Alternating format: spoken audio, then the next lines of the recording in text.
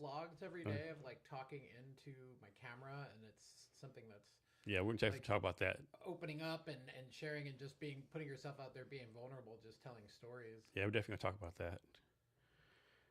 Hello, and welcome to Jason Cavness Experience. I'm your host, Jason Cavness. Some things I'm working on right now. I'm a featured speaker at Military CreatorCon in Arlington, Texas, April 16th to April 18th. I'm going to start about how the best time to start is now and how to leverage your content for future opportunities. I'm also a U.S. market business developer for TechBank, a software development firm out of Vietnam. I have 150 developers, so if you have an enterprise level software product you're building on or need to iterate on, reach out to me. And I'm also an Earth Fellow for Earth VC. We invest in deep tech startups making the world better. Our guest today is my tattoo guy, Timothy Mccarthy. Hi, how's it going? Good morning. Tim, thanks for doing this again. Oh, thanks for having me. It's good to be back. We have a lot to go through, right? You're just such an interesting dude. My moments, I have had a lot of life experiences. So first one is like maybe kind of sad, but a while ago, maybe recently, you did a post about a lady who recently passed, and you did a post like how she made a lot of contributions like women tattooing. Can you talk about her real fast? Yeah, who she is? Her name was Patty Kelly. She was a tattooer out of San Diego. She was a very beautiful and talented woman that everybody loved and respected in the tattoo industry. She was a very pioneering woman in tattooing in the 80s and the 90s, because even when I first got into tattooing, there were not a lot of female tattooers. So it's great to see how a lot of things have changed in the world. I think there's probably more female tattooers than male tattooers to this day and age. So it's nice to see that everything is kind of leveled out between the male and female ratio in tattooing. Let's go just a little bit more, just like right here. Oh, sorry. Yeah. Yeah. So you think she had a really big impact on that? Oh, absolutely. She was greatly missed. I mean, even if you look at her social medias, you can see how many people's lives she affected and touches. I'd only known her a little bit just from going through tattoo conventions and just knowing who she was my whole career. I mean, when I got into tattooing, the amount of people doing it was a lot less. So you ended up following a lot of people. You would see their work printed in magazines. That was kind of the original social media for tattooing. You would have to wait. Every month, you would have to go wait patiently for the next issue of a tattoo magazine to show up, because that was kind of showing the world what the cutting edge was in tattooing at the time. And it begun kind of a renaissance in tattooing. People started kind of pushing the boundaries and the limits of it. So every episode you would get of one of these magazines, it would just be better than the last. It would just get more and more exciting. And when you had to go buy those magazines back in the day, they kept them back in the nudie section of the magazine store. So, as you're back there trying to find the latest issue of Tattoo Artist or Tattoo Magazine or whatever, there's Penthouse and everything else next to it. So everyone's kind of giving you dirty looks as you're the tattooed guy going back into the nudie book section. Even the early tattoo magazines had like porno ads on the back of them to tell you how far tattooing has evolved.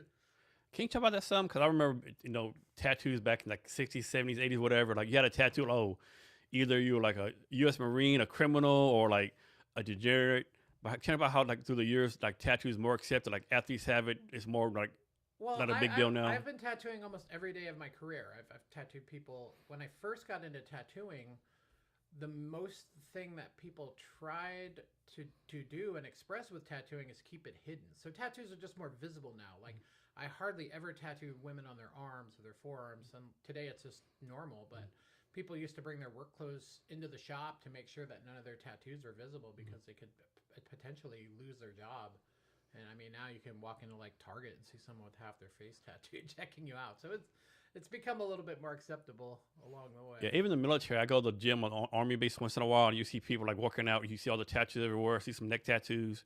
Well, so it's definitely changed. My shop, Tsunami, since I was in Tacoma, we were not far from the Joint Base.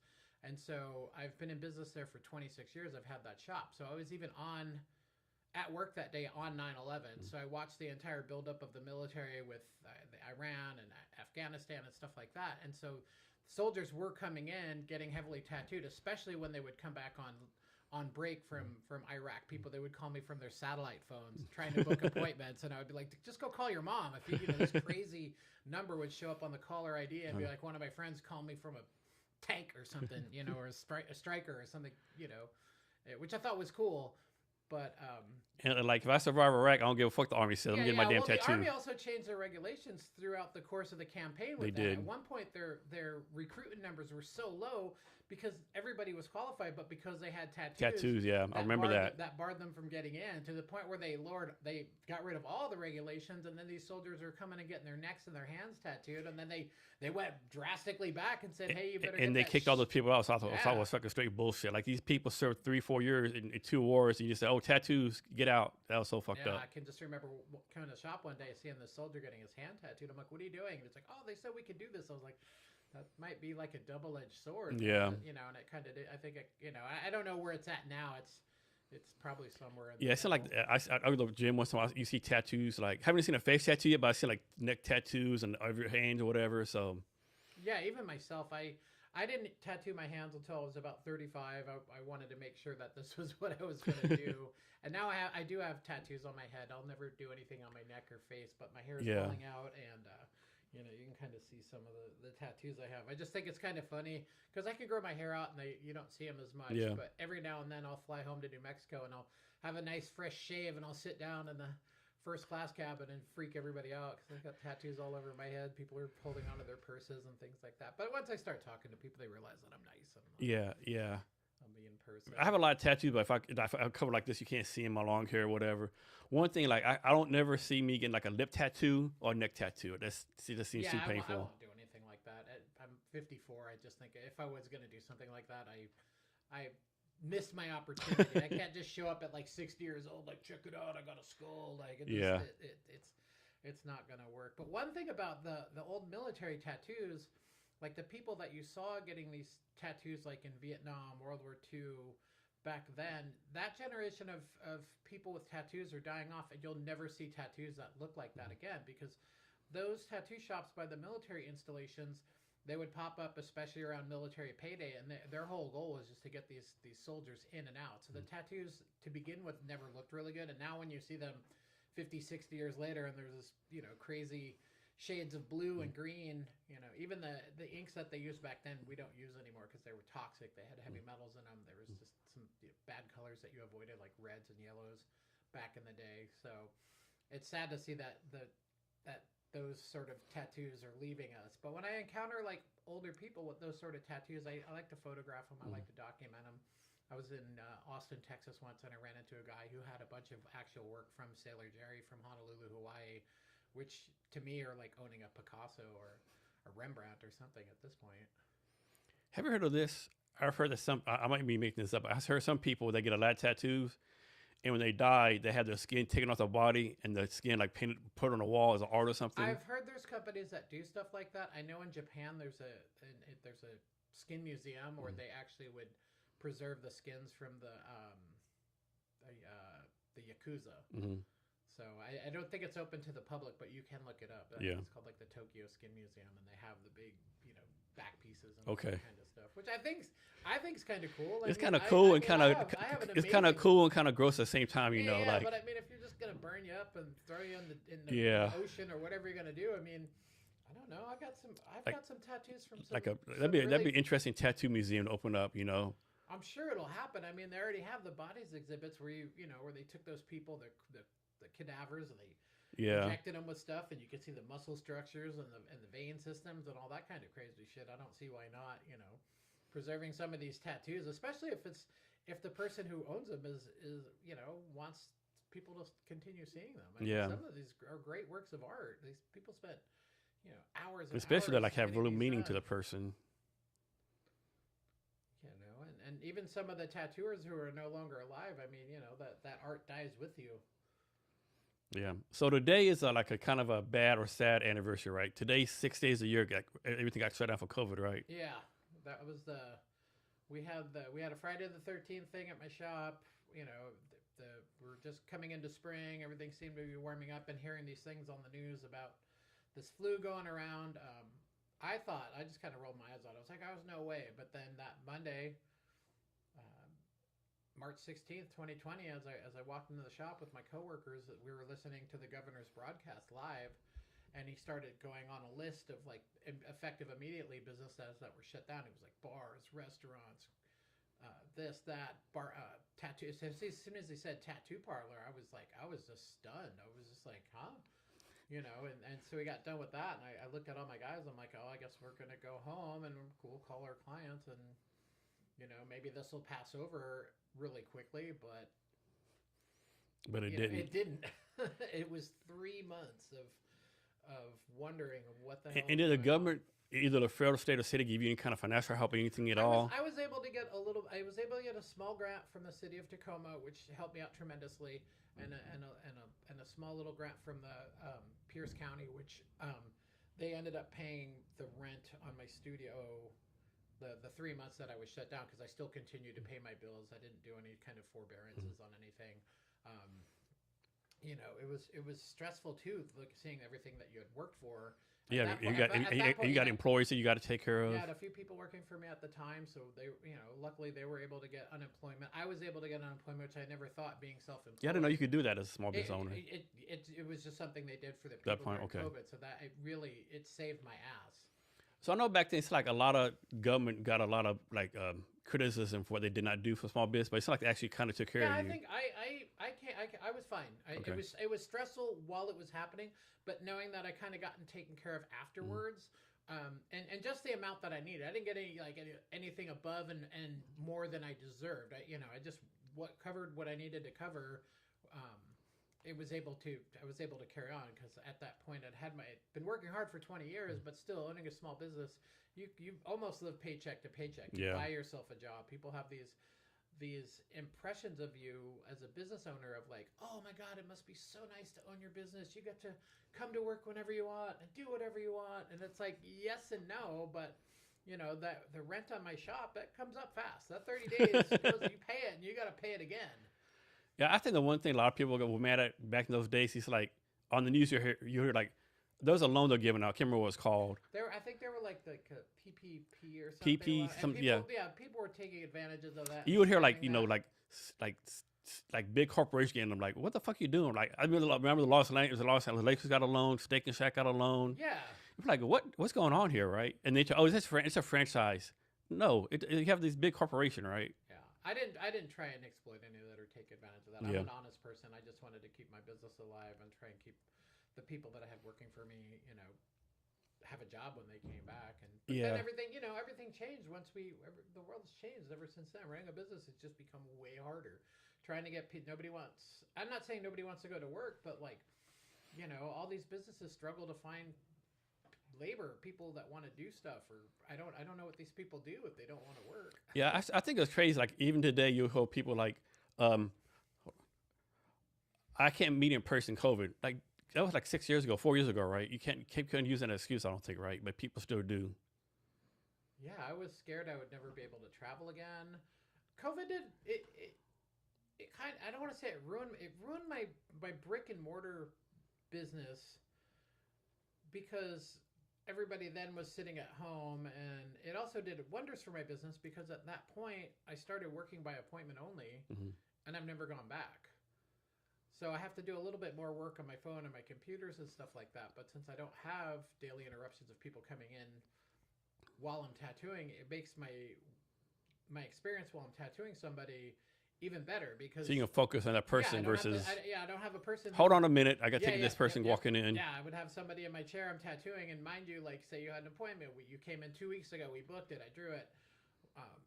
I came into work an hour early, all this stuff just for you, and so I start tattooing you, but then somebody just walks in like, yeah, I just want to fucking talk to somebody about a fucking sleeve, but it's like they just want somebody to talk to and, you know, waste your time, and then when you get to the point where like, yeah, we can do that, but it's going to take a deposit, like the brakes go off in their head and they turn into Scooby-Doo, and they're like, deposit? You know, they just thought like, they're just a big deal, like I'm supposed to just drop everything for them. And then the other side too, if I told people, hey, I'm busy at the moment, I'm with a client, if you'd like to come back later, I'd be happy to sit and chat with you, and well, fuck this place, you guys suck, and you know, walk out the door. So you got to deal with that kind of shit too, with, you know, dealing with whatever's going to walk in the door. Yeah, I think with COVID, I think it was interesting, like how different states have different ways to go. Like, Let me backtrack. So first, my travel, right? I traveled my ass off during COVID, right? And to me, it was a great experience. Pretty much one of only 4 people on the plane, no lines, whatever. It was like, how can you travel? I took a few road trips. So Yeah, it's like, man, this is great. Like, like it's just, yeah, it was so smooth, right? And when they did the restriction, they got rid of the restriction. Like, oh, well, here we go again. I have a saying like, if you want to see the worst of humanity, get on an airplane or take an airplane trip. Oh God, yes, it's people turn into 2-year-olds. They won't move a seat. They're like, family sitting together, and and the dad's in the aisle. Nobody will just, even if it's the same aisle seat, people are like, no, this is my number and this is where I sit. Yeah. Oh God, yeah, no, I get it. Yeah, it's the worst. Yeah, and then like if you're like in the state of Washington, you go somewhere without a mask. Oh my God.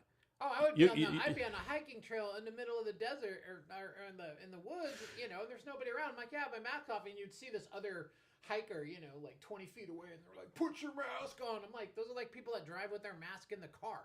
Yeah. What are you? I'd have to wear the mask every day at work because we were so busy once we were finally open back up, because people had been sitting at home for months collecting unemployment. There was kind of a boom. Everybody had a little bit of dough. They got the stimulus checks and things like that. So it's like I would open up my emails, man, and every day there'd be 20 or 30 people wanting to get tattooed from me. So it was kind of a nutty time, and I'm sitting there just trying to tattoo as much as I can, but wearing those masks after 8 hours a day, I'd get home from work and like my chest would hurt, and so I was super stoked the day that we could finally take that off. And then I would go to Texas and like, we're also like, dude, you got to take that fucking mask off in Texas. Oh yeah, I went to Utah. I took a road trip to New Mexico, and I was in Moab, and I went into a restaurant, and they were just like, everybody was sitting next to each other, but at the same time, I also had friends that died from COVID, so it wasn't all necessarily like And I think I could be wrong, but I think if you look at the stats for all the like pro masks and anti masks, I think the stats were pretty much the same as for people dying from COVID. If you could smell my fart wearing a mask, man, that's going to tell you how good it's going to work. So. And then these masks, they weren't really like medical masks either, right? They really didn't do anything. I had a friend who,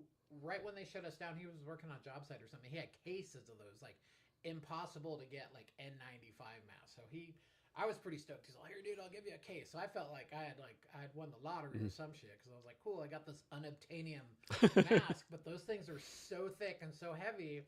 And right before we opened back up, I had a few friends that I was close with come, and I tattooed them at the shop because I wanted to see what tattooing was going to be like under these new guidelines set by the government.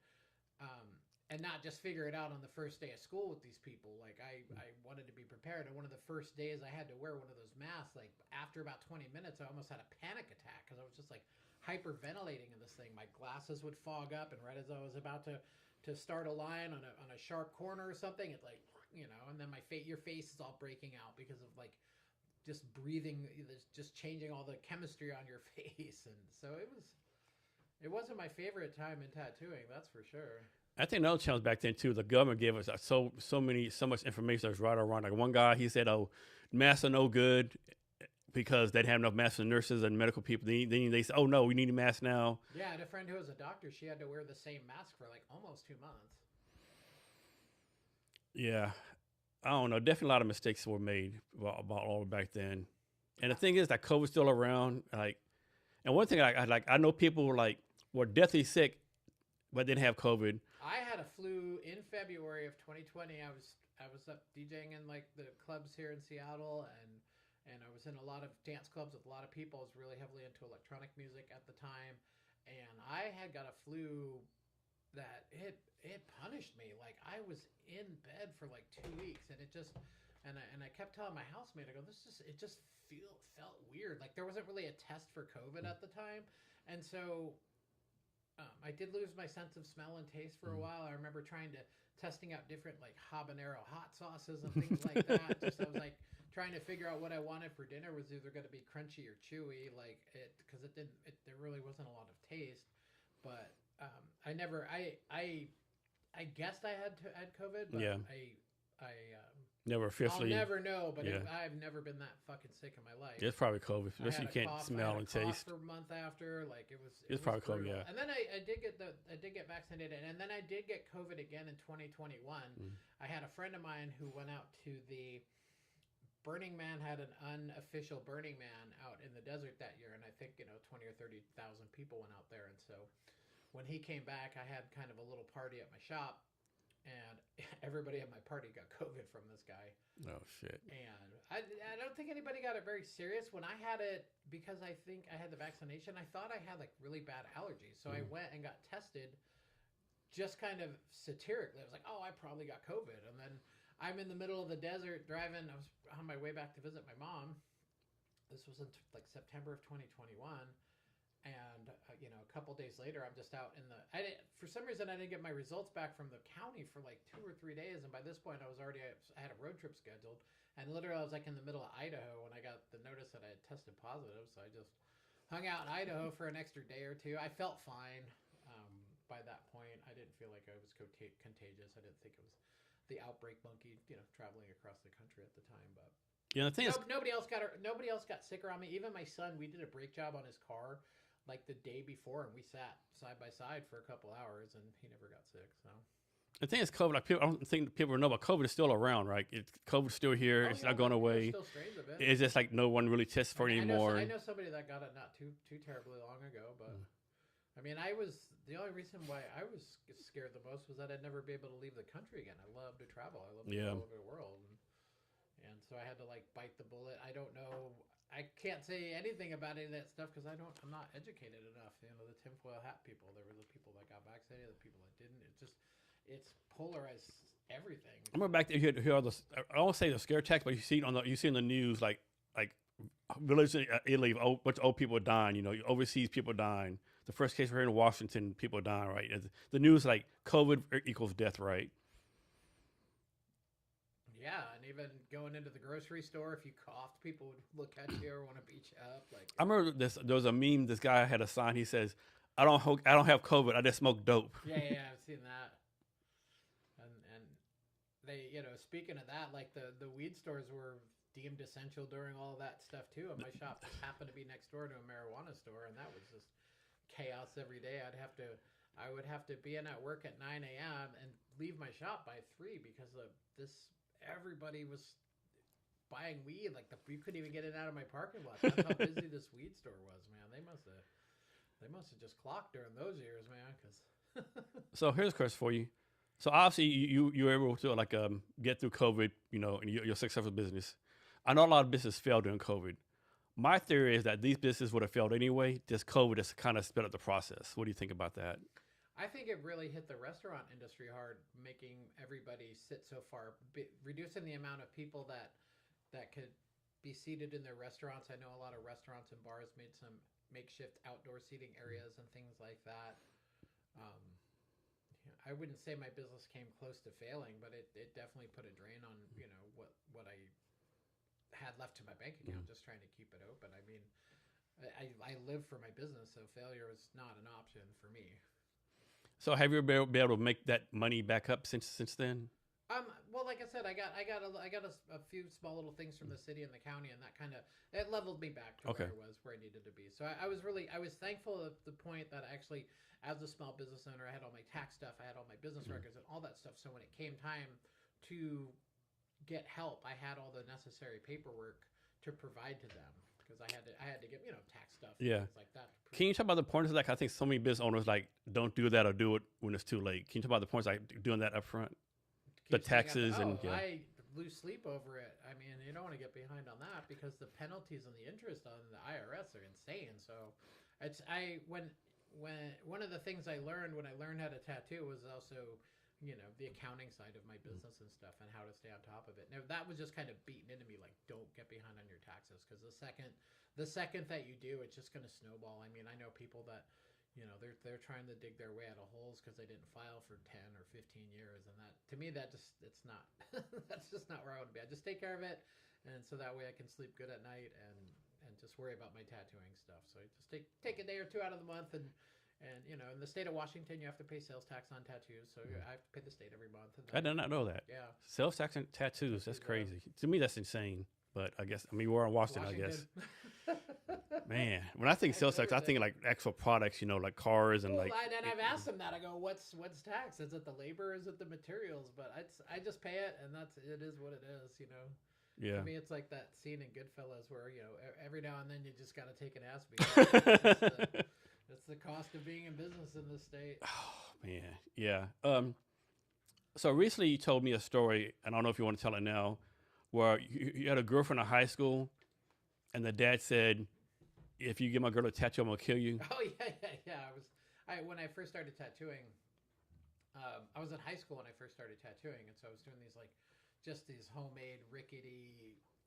I don't ever get tattooed this way. Tattoos on my friends after school, just these little scratches. And I went to pick up a girl for a date one time, and while we're getting ready to go to see the movies, and go to the movies, and she runs in the back room to like go grab her purse or something. And while we're sitting there, I just got done meeting her parents, and you know, the dad just kind of comes up to me, like, it's kind of grabs me, and he's like, if my daughter comes home with one of those fucking tattoos, I'll kill you. And he just kind of like lets me go, but I'm all kind of like shooken up a little bit. And right then she comes back in, and we take off, and we're driving to the movies. I'm driving. I'm still, my heart's like still racing. And at some point we're talking, because I didn't tell her what happened. And she's like, "Oh, I think I want to get a tattoo from you." And I was like, that's not a good idea. I was like, "Your dad's a cop. Like, I'm not. No, fuck no. I'll end up in the weeds somewhere out in the fucking desert in New Mexico." So. Oh, that's so funny. Yeah. And so one thing you started doing is like, I think it's called stories from the clipboard, where you take your phone, like record yourself drawing artwork and just telling stories. Yeah, it's a new Instagram channel that I started. It's called Tales from the Clipcord. And the clipcord is the actual, when you have a tattoo machine and you see them hook up like an electrical cord to it, it's called a clipcord. That's a term for that. So I don't necessarily know what I'm doing with this new Instagram page.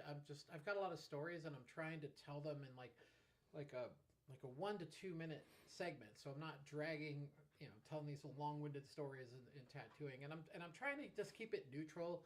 I'm trying not to be like, "Oh, tattooing was so much better in the 90s. Oh, you missed it, blah, blah, blah." Because there's enough of that narrative out there with like tattooers. This is just kind of me just sharing some of my experiences of like, in the tattoo shop, because it's the way that the structure of the tattoo shop is, to me, is no longer where everything changes and evolves. So how the tattoo shops were in the 90s are completely different than how they are now. Not saying that one is better than the other. Yeah, there were some wild times in the 90s, but now, to me, tattooing, it's like it's safer, it's more calm. The clients know a little more what they want. The tattooing has evolved so much that the things that I do every day were definitely not the things that we're doing in the 90s. So with this new Instagram account, that's all I'm trying to do, is just tell to kind of like non-biased stories, just things that happened. And I've had the opportunity to work with like a lot of amazing tattooers, some of the people I feel are some of the best in the industry. So being able to have these moments and stories with them now, especially that I'm older, it means a lot to me. And I'm trying to figure out a way of just sharing them. I'm not trying to make fun of anybody. I'm not trying to throw anybody under the bus with these stories or make them look bad. It's just trying to satirical stuff that I just find funny along the way, because I've worked with some amazing people. I've worked with some crazy people. I worked for this guy in San Jose, California in like 1992. His name was Little G. He looked like the dude from The Big Lebowski. I mean, the gray hair, the goatee, the sunglasses. But this dude had like no fucking front teeth. They'd all been knocked out in prison.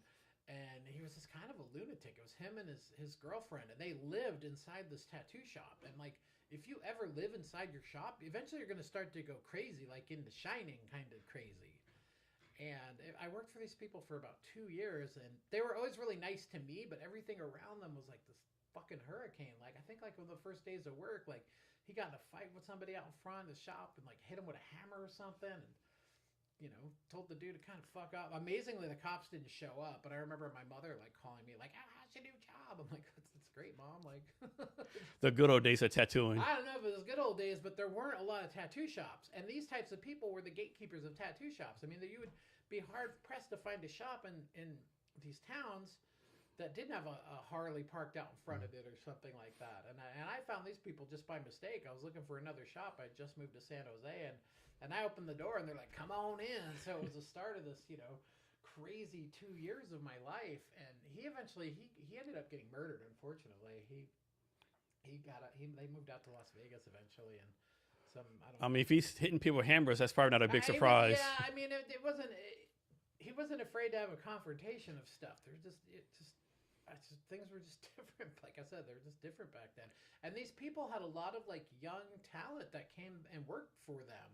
despite their insanity, you know, I was still able to make a pretty good living because they were good at promoting their shops and the people that work for them and stuff like that. But like, you know, one example was this guy's girlfriend would go out of town for a weekend, and he would be, like I said, they lived at the shop, and he would go on some kind of like drug bender, probably meth or something like that. And like, you know, I'd come to work in the morning and the whole shop's all fucking rearranged, all fucking tweaker. But I'm like, what the fuck? Like, so I'm trying to put the shop back together because I got an appointment coming in. And one day this couple comes in, and just kind of a nice couple, you know, oh, hi, how's it going? You know, oh, we're just thinking about getting a tattoo. Like, you tell they'd never been in a tattoo shop before. And walking into tattoo shops, it's a scary thing if you've never been in there, especially back then. You don't know what the fuck's going on. Like, and so these people walk in, and, you know, I'm finally just getting them calmed down. They're asking, like, how do you sterilize stuff? Does it hurt? You know, just all the questions that you kind of ask when you walk into a tattoo shop. There weren't TV shows. People didn't have as much knowledge about tattooing as they do now. Now they know everything. They know what brand ink you're using, all kinds of shit before they've even sat in your chair. So trying to educate each person as they come in. So I get these people calm down, and then all of a sudden my fucking boss walks in. He's got no shirt on. He's wearing these like pants with like skulls and flames that look like some MC Hammer fucking pants. He's got a fucking Bowie knife this big.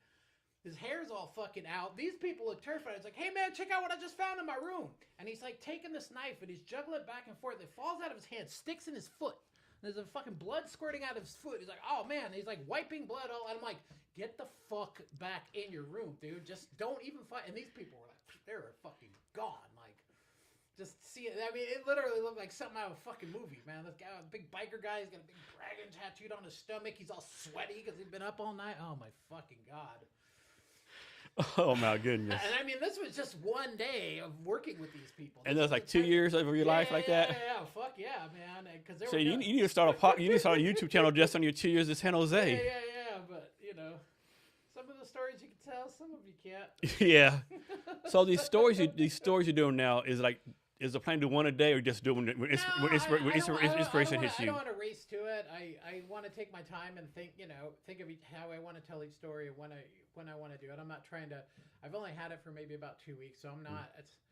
I want it to build slow, and then eventually, once I can kind of get it up and going, and if it works, then I want to invite my other. I have so many friends, and just they could send me like just a 1 or 2 minute clip, and I could repost it for them. So I want to include other people in this, not. I don't want it just all to be my stories. I got enough stories, but it'd be nice to intertwine some of my stories with other stories, because I've been tattooing for 37 years, so I've got different decades of time periods in my life. I mean, even my own shop of having it for 26 years, there's tons of stories that I have there. It's just, And you're also like a professional DJ also, right? I don't know about professional, but... I mean, you're pretty close professional. I mean, you get paid for it, right? That's professional. I haven't done it in a long time. I was into it for a while, and now like I said, I'm 54. I'm a little bit older. Like, I can't stay up late anymore. Like, the thought of like going out till 2 a.m. just doesn't. So I think the last two times you DJ was at New Year's Eve in Tacoma, and then you DJ'd at Burning Man, right? Yeah, I DJ'd at Burning Man last year. That'll probably be the last time I'll go. I've gone so many times. Like, this is not the same for you no more. It's not that. It's just the expense of getting there. It costs so much. The weather was so bad last year. Like, the hour after we got there, we got hit with like hurricane winds. Mm-hmm. I spent most of the week like just rebuilding my camp and just doing way more like physical labor. I tore some shit in my shoulders from it. Like, it was just a lot, and I think I finally got out of it like what I just needed to get out of it. This August, I'm going to go to Croatia, I think, instead. So that sounds more fun, being on remember that one year Adriatic Sea than being in the desert. Yeah, remember that one year you didn't go to Burning Man. That year they had like big rainstorm, and everyone was stuck in the mud, and had a bad experience. This year while I was there. Oh, did it? Okay. It went from windy, and then it went to rainy. Like, there was a whole day that we just were sheltered in place. We could go anywhere. I mean, it fucking poured. Which after it rained and it dried up, it was great because it kind of it locked the ground up, so it really cut down. Got rid of the dust. But even I've been cleaning my vehicle since I've got back in August, because there's so much. It was different when it's just dust, but it dust and then it rained, and then it turned the rain into like adobe. Yeah. So in all the little cracks and crevices in my car, it's like I'm constantly washing out. Every time I wash it, the dirt still comes out of it, and it's been since August, so I don't want to fuck my vehicle up by taking it back there anymore. And, and like I said, I think I've been like 8 times or something. Mm-hmm. So that's enough. You've seen it. Let the next generation do it. And the tickets have gotten just outrageously expensive. They used to be a lot cheaper. I think I heard this year they're like $600 or $750 or something. And I heard the complaint too. Like back when it started, it's like they like kind of like the culture. The culture's been lost now. Now you have a bunch of meaner tech bros going with the RVs and like. Well, having an RV there is really smart. I mean, doing it in a tent would be horrible. Yeah. The elements out there. I mean, the tech people. The thing that I didn't like about it the most last year, where you can tell that there was a lot of people. A lot of them, they seemed European, and they would all be high as fuck, and they'd be on these e-bikes. One of the things that we didn't have when I first started going with the e-bikes, and now you got these people that are basically on motorcycles, and they're whizzing around 30, 40 miles an hour. I mean, just flying, not even paying, because there's so much shit to look at that they're not even looking what's ahead of them. Like I had an air horn, I'd see people with an e-bike, and I'd kind of snap them out of it because I didn't want to get hit because the e-bikes are heavy. Have you ever picked one up? Yeah, they're heavy. If you get hit by one, you're gonna get some bones broken. And so I think that was one of my biggest turnoffs of Burning Man last year, was just trying to like casually enjoy where I was at. Everybody's just all like fucking chewing their faces off, fucking just going too fast on those things. Yeah. So you done with DJing forever? No, I'll still do it. I don't have the drive to like want to put on shows and things like that, because in order for me to do stuff like that, I have to be my own roadie. I have to drag all the fucking speakers and the generators and all this stuff and make the flyers. It's extra work. If I could just show up someplace and play, yeah, that'd be fine. But if I have to be the one facilitating it every time I want to DJ, I just don't want to do it like that anymore. So you probably just keep on doing maybe DJ parties at your own private tattoo place. Yeah, I mean, we want to do, since my tattoo shops, there's an art gallery located within my tattoo shop. It's a really big, awesome space. We want to do some sort of a spring tattoo show. I want to try and get a hold of some of my, even though I know it's already spring, I should probably get on the ball with this, but get a hold of like a lot of my friends to see if they want to submit any artwork, paintings, drawings for this event, and try and keep it here in the local region, just to kind of give everybody, just a little something to kind of bring the tattooers together, something to give some of the local people just some notoriety, so people get some exposure, I guess would be the word. And then usually after the art show, within the gallery we have a small little DJ booth, so we can cut loose and play some music and just have a little bit of fun in the space. Yeah, one thing about being live, you meet so many interesting people, right? Because like I got a tattoo from you a couple weeks ago. And you took me to a place called Huckberry Inn. You introduced me to people. Yeah, Huckberry Inn. Yeah. And like, there's so many cool places, like so many cool people out there in the world. Like just, yeah. Yeah, the owners of that place are awesome, man. They have been in the mix in Tacoma since I've been in Tacoma. They've been nothing but amazing to me. I love Jamie. I love Greg, Joy, everybody that works there. It's I feel lucky because it's walking distance from my shop. I can just walk 2 blocks and just enjoy their amazing food and the vibe of the place. They've got really awesome pinball machines. A lot of the artwork in there is from a local poster artist. His name's Art Chantry, and then I gave them a bunch of posters from my best friend Delano in Albuquerque, Delano Garcia. So the decor of the place is really awesome. They really try and keep it. I remember that day we was there that someone said, "Hey, I'm from Albuquerque." Oh yes. You like I speak Albuquerque. Yeah, I do speak Albuquerque. So they see my friends' posters in there, and for the people who are from Albuquerque, they're just like, "Whoa, how is this here? We know this, but how?" Like, so they're trying to connect the strings on all that. So. And you had told me it's gonna be crowded. We got like 3:30. It's always like jam packed with people already. They open at 4, from like 4, maybe 12 or 1. I've never been there late. I always get there like right when they open, because usually that's about the time I'm done tattooing. And sometimes they have the thing that they specialize in there, like these baked potatoes. And they're so big, right? Yeah. I order one. They do baked potatoes and personalized nachos, but both are like extra fancy. And I was like, "This no way. This is just one baked potato right here. There's no way. This is like a baked potato on steroids." It was so good. Jamie, one of the owners, she's owned several restaurants. She started at the top of Tacoma, so every menu that woman has ever been attached to, there's never been a bad thing on it, man. It's always they've helped make me the man I am today. And so you've been in Tacoma since 2000 or before then? 99 is when I moved there. Okay. 99 I moved there. I worked in Tacoma. All right, I lived in Tacoma, but I was working here in Seattle up on Capitol Hill. It's a shop called Lucky Devil. It's no longer around, even the building's been torn down. But I worked there for about 2 years. I just got tired of the drive. Not so much driving to Seattle every day. I was just driving home. Like if you had a slow day or a bad day and it's dark and it's raining, that drive from I-5 to Tacoma sucks. And so in 2000, I pursued the possibility of opening my own shop, and by hook or by crook, I did it. Can you talk about this term that you always hear, Tacoma grit? Oh, I mean, they refer to Tacoma as the gritty city, but I think this just I don't even know. It is kind of gritty. It's got some old, it's got some new. Tacoma's not a bad place. Tacoma lives on these old laurels that it's hard and it's gangster and you got to wear a bulletproof vest to go there. The news just has a field day every time something bad happens in Tacoma. I'm like, we're here down by the Central Saloon. There's way more shit that happens here on First Avenue, than probably in a week than what happens at Tacoma. But Tacoma just gets a bad rap. I mean, my shop was in Hilltop, which used to be Hilltop, and maybe it was a bad place in the 80s and the 90s, but it's not anymore.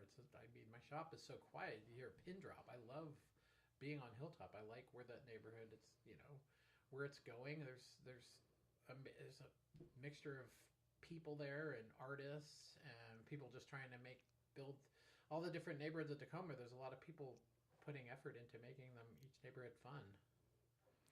And we'll get there. I mean, Tacoma's it's an old city. So but you always hear the rumors like how it was like 20, 30 years ago. Like I think you're telling the story like some U.S. Army Rangers would get into fucking gunfights with people on Hilltop and shit. Yeah. Like I said, that was a long time ago, but it's not like that anymore. Even when I first moved to Tacoma, I drove down one of the first days I was there. I drove down Pacific Avenue, and back then it looked like some shit out of RoboCop. Yeah, it was just like crumbled buildings, and I remember like locking my door. I was like, this kind of, but I mean, I don't. People are like, where's the bad part of Tacoma? I'm like, I don't know. Maybe Hosmer. I don't know. 85th and Hosmer. That might be the spot. I don't go out that way, but I mean. So in 1989, what influenced young Timothy to start tattooing? Well, I got my first tattoo from a friend of mine at a party, and when I was looking at his portfolio, I was looking at his drawings and stuff like that, and I just kind of told myself, I was like, I can draw either just as good or better than this person. This is kind of an interesting. I'd already been drawing and painting and doing lithography and printmaking, and so I just looked at it at airbrushing. So I just kind of looked at it as like just a different medium, and so I got tattooed with like a homemade machine, and basically it's like the same, like how they build them in prison. You've got parts of a rotary motor, you've got parts of big pens, things are held together with like duct tape. Like it was just this janky ass thing with a little motor with the needle I made out of like a sharpened guitar string. I'd take a guitar string and put it like on a sharpening stone, and I just built this machine, and it sat on my shelf for a minute. I built it just for the fuck of it.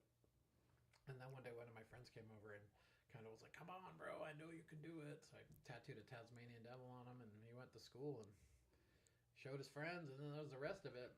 Just after that, he was kind of a popular kid, so every day after school, somebody would call me up, and about every third day, I get an angry parent calling me. And so you started tattooing in 1989, but you didn't do an apprenticeship until 1992. Correct. So is that how it usually works? No, I mean, I tried to get an apprenticeship. There was only one shop in Albuquerque at the time. Eventually, I went back there to work there, but they pretty much said, "Hey, you might have to leave the state to get an apprenticeship." I was young at the time too, so when I was 17 and 18. I was still in high school, and so I would tattoo my friends after school. Eventually, I had this homemade equipment, and then eventually I was able to get my hands on some professional equipment. And then on top of it, I knew that there were safety elements to all of this stuff. So it was actually my dentist that actually helped me. He taught me about sterilization and cross-contamination prevention. So that was, even from day one with what I was doing, I wanted to make sure that I was clean with what I was doing, and I wasn't trying to get anybody sick from doing this stuff. But I knew I needed more knowledge. I had another friend, his name was Big Ed Tafoya, and unfortunately he passed away a couple years ago.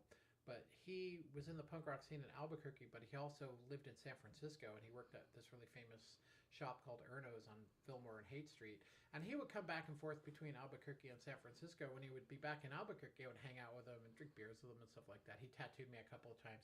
But he showed me a lot of the basics, because when you first started tattooing, you needed to learn how to build your needles. You couldn't just buy all this equipment like you could now. You would buy these loose needles, and usually one day a week you'd sit with a soldering iron for many hours grouping these needles together, and you'd have to solder them all together, clean the flux off them because it was like hydrochloric acid, so you had to put them in like baking soda and water, clean them off, dry them, bag them, put them in an autoclave, keep a log of the, kind of make a lot number of these things, and then the autoclave had to have what's called a spore test to make sure that it's working properly to kill like hepatitis spores and things like that, which most kids couldn't even tell you how the fuck autoclave works this day and age. And so it was a lot of work. There was a lot more you had to do in tattooing to be a tattooer. Even building out my first shop, I had to build out a special room that was plumbed for all my disinfecting and sterilization procedures, with sinks and plumbing and a room just to, Because y'all actually get expected by the health department, right? well, we get there's the depending, it depends on the city and the government. Like the state of Washington has their own tattoo inspector. It's not necessarily the health department, but it just depends on. But somebody comes by and checks it out. But tattooing, if done right, we were always self-policing. We were aware of the fact of things like AIDS and hepatitis. So everything we touch, even to this day, it's coordinated what I'm touching, and then even when everything's done, making sure everything's wiped down and disinfected. And now we don't even need that room to autoclave and sterilize stuff, because now everything I use is disposable. And so I like that. I mean, as long as I've been tattooing, we've always used brand new needles on our clients and stuff like that. But the tubes that we use, these little silver things, you have to clean up. You put them ultrasound, clean them, scrub them, bag them, dry them, autoclave them, make sure everything's good. It's just like a piece of surgical equipment that they reuse. So if everything's clean and done right, there's absolutely nothing to worry about. But it's a lot of extra work and a lot of extra process. And if somebody that doesn't know what they're doing, there's too many areas that could be skipped or missed along the way. So I really enjoy using the disposable equipment now. I just feel that it's safer than ever for me and my clients, because I would have to go back and expose myself to all of my clients' stuff, because you take these tubes off and you put them in a thing like a chemical, and then you wait till you got enough of them, and then you do this whole run of sterilizing all of your equipment and stuff. So let's suppose you tattoo someone for an hour. How much total time do you actually spend on that guy? Like prepping, cleaning up afterwards? There's probably at least a half an hour before and after. Probably about 15 minutes before and after. It's like a lot of the stuff's done even before my client shows up. I usually get to work about an hour early every day just to make sure I've got my drawing ready, everything ready to go. So that way, by the time you walk in the door, it's like, here's your drawing. If we have to make any last minute changes, we do it. If not, we're all set up and ready to go. I mean, I've tattooed you enough times, so I work hard at what I do. I make sure everything is ready for my clients. There's nothing worse than I hate is walking into a tattoo shop, or I used to have people that work for me, and these people would have an appointment for 2 or 3 weeks, and they're like, "Hi, I'm here for my appointment," and then the artist is like, I didn't fucking draw anything. So they're off. I gotta smoke a cigarette. I gotta eat my lunch. And next thing you know, like 4 fucking hours has gone by, and this person's still in my lobby. I'm like, what the fuck? Why didn't you just tell them to come at 4? You can just ounce of hope to show up at noon. So it's like tattoo tardiness is like one of my hugest peeves, man. It's just like, when you tell someone to be there and be ready. Because if they want to sit there all day, I would get up and leave. I'd be like, fuck this. Like, exactly. You don't have my drawing ready? I'd sit here for fucking 3 hours. You're wasting my fucking time. So let's talk about this. Not only for tattoo artists, but like anyone in general, the importance of like practicing and learning your craft. Like the importance of getting better at your craft day after day. The what? The importance of getting better at your craft day after day, regardless of what you do. Like your craft. Like the importance of getting better at your craft, getting better at what you do every day. Well, I work hard. I try and improve it on every day. I try and do every tattoo better than the last. I really focus on the customer service at my studio. Again, treating people great, being super friendly when they walk in the door, giving them a really good experiences along with a good tattoo. And since my shop's not a high volume shop, I can put all my efforts every day into each tattoo that I do. How important is it to be like a great artist, to be a great tattoo artist? Oh, I don't know. I'm not one. I just try my best. Yeah, I think you're being a little bit of a humble there. Yeah. But, that's just the way it is with tattooing. Nobody was, I'm the best. That's kind of a dumb mentality, because I just want to always keep better and keep getting better and better. And some people, I don't even know how they do it. I look at these other artists, and they do these big projects. They're fucking painting. They're making books. They're doing all this stuff. And I'm like, they must get more hours in the day than me. Because I I'm up early and I work late, and I still don't feel like I can accomplish that much. So I was 20 until I was 50, but now I'm about to be 54. I'm starting to feel my age a little bit. So I'm starting to accept the fact that I'm an older tattooer, and so now I just, I know I have more years behind me than in front of me. So I'm trying to make the last whatever I'm going to ride this wave as long as I can. So having said that, do you feel like a responsibility to like mentor and teach younger tattoo people? Yeah, I mean, to be able to pass down some of it, I don't want to act like I know it all. I don't want to, be like, oh, it was so much better than, or blah blah blah. But I mean, tattooing's a craft. It's handed down. That's the whole point of apprenticeships and things like that. You're kind of handing it over to the next generation and seeing what they can do with it. So I couldn't even tell you where tattooing will be in even 10 years from now. It's just people value themselves because they've got 1,000,000 fucking followers, and I don't know. It's a strange world. Do you ever see the day when there's no more human tattoo people? It's all AR robots doing tattoos? No, God, no. I think people would probably put a fucking dildo on the end of the robot arm before a tattoo machine. So. I like the human connection of it. Yeah. Like these people that go under like full anesthesia. I don't get it. Just to like fall asleep and wake up and just be a complete fucking douchebag with your got my whole fucking tattooed. I spent 7 years getting my whole back piece tattooed with no anesthesia. Like it hurt like fucking fuck. Some of those parts were terrible, but you feel you earn that kind of shit. So having that kind of a tattoo, you're like, fuck yeah, I earned it. I didn't just like go fall asleep and wake up with this. Like, because if I had to sit there and usually they have like 5 or 6 people working on them all at the same time.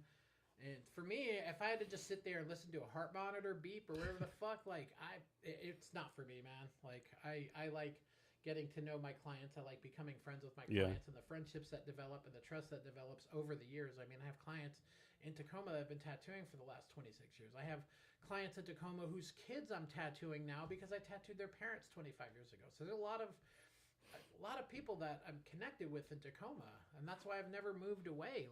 Because I would hate to have to start over my career, and even when I go back to New Mexico and work at a shop called All Is One, and I go back there about every 2 to 3 weeks to help out my mom who's aging. She's got cancer and things like that, and so I stay just as busy in Albuquerque as I do in Washington because I have people that I've been tattooing since high school and people that I've been connected with here from going back and forth all of these years. So every time I come home, I kind of throw the feelers out there and let people know that I'm going to be there and the days that I'll be tattooing. Usually I get booked up the time that I'm there, and it's always like repeat people. So it's like they come into the shop and they sit down and we start tattooing. We literally just kind of pick up where we left off of like what's going on in their lives or how their kids are doing, what's new at their job, that kind of thing. So that's what makes coming to work fun every day is just the people that I get to meet. I like to hear about, they're just as fascinated with me as I am with them because I've been tattooing since I was 17. I don't know what the rest of the world does for work or jobs because honestly, I've never really had the last real job I had. I worked at Pizza Hut. And I called up my man. I did like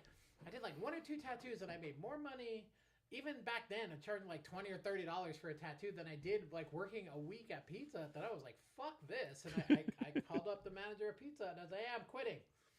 And the guy's like, yeah. And I go, yeah, I'm going to be a tattoo artist. And he just kind of laughed and chuckled and said, okay. And I was like, click. And I never worked a fucking regular job then. I put my intentions on finding my apprenticeship, which my apprenticeship was awesome. It was very dignified. It was a great experience. You hear some tattoo apprentice stories where these apprentices have to do all this fucking stupid shit and do all the, get your boss coffee at 3 o'clock in the morning. They act like they're this little slave to learn how to tattoo. Luckily, I didn't have any of that. I did my apprenticeship. It was very dignified, and I worked really hard, and I was treated and respected really well. So you worked in Colorado, California, New Mexico, and here in Washington. Yeah. Is pretty much the tattoo culture the same every place, or is it different places? I mean, it's different in different places. I mean, you go out to New Mexico, it's got a little bit more of a Southwest. People tend to get, yuccas and cactus tattooed on, where here they get more like trees, like, evergreen trees. So there's some things that, everybody's kind of loyal to their soil a little bit. And, here they get Mount Rainier tattoos on them. There they get the New Mexico Zia. So since the 90s, we talked about some earlier, but like what's really changed in the tattoo culture besides it being more open and stuff like that? Oh God, I mean, So one thing, I guess, the tattoo magazine with the porn magazines no more. Yeah, they started taking that stuff out. Tattooing started cleaning up its image, so to speak, a little bit, because that's all we were really striving for in the '90s was like trying to make tattooing more acceptable. Because we're like, make tattooing more acceptable. Now we're like, we want to take that back, but but we want to, it wasn't. We wanted to just show people that not every person with a tattoo is a bad person. I mean, I don't.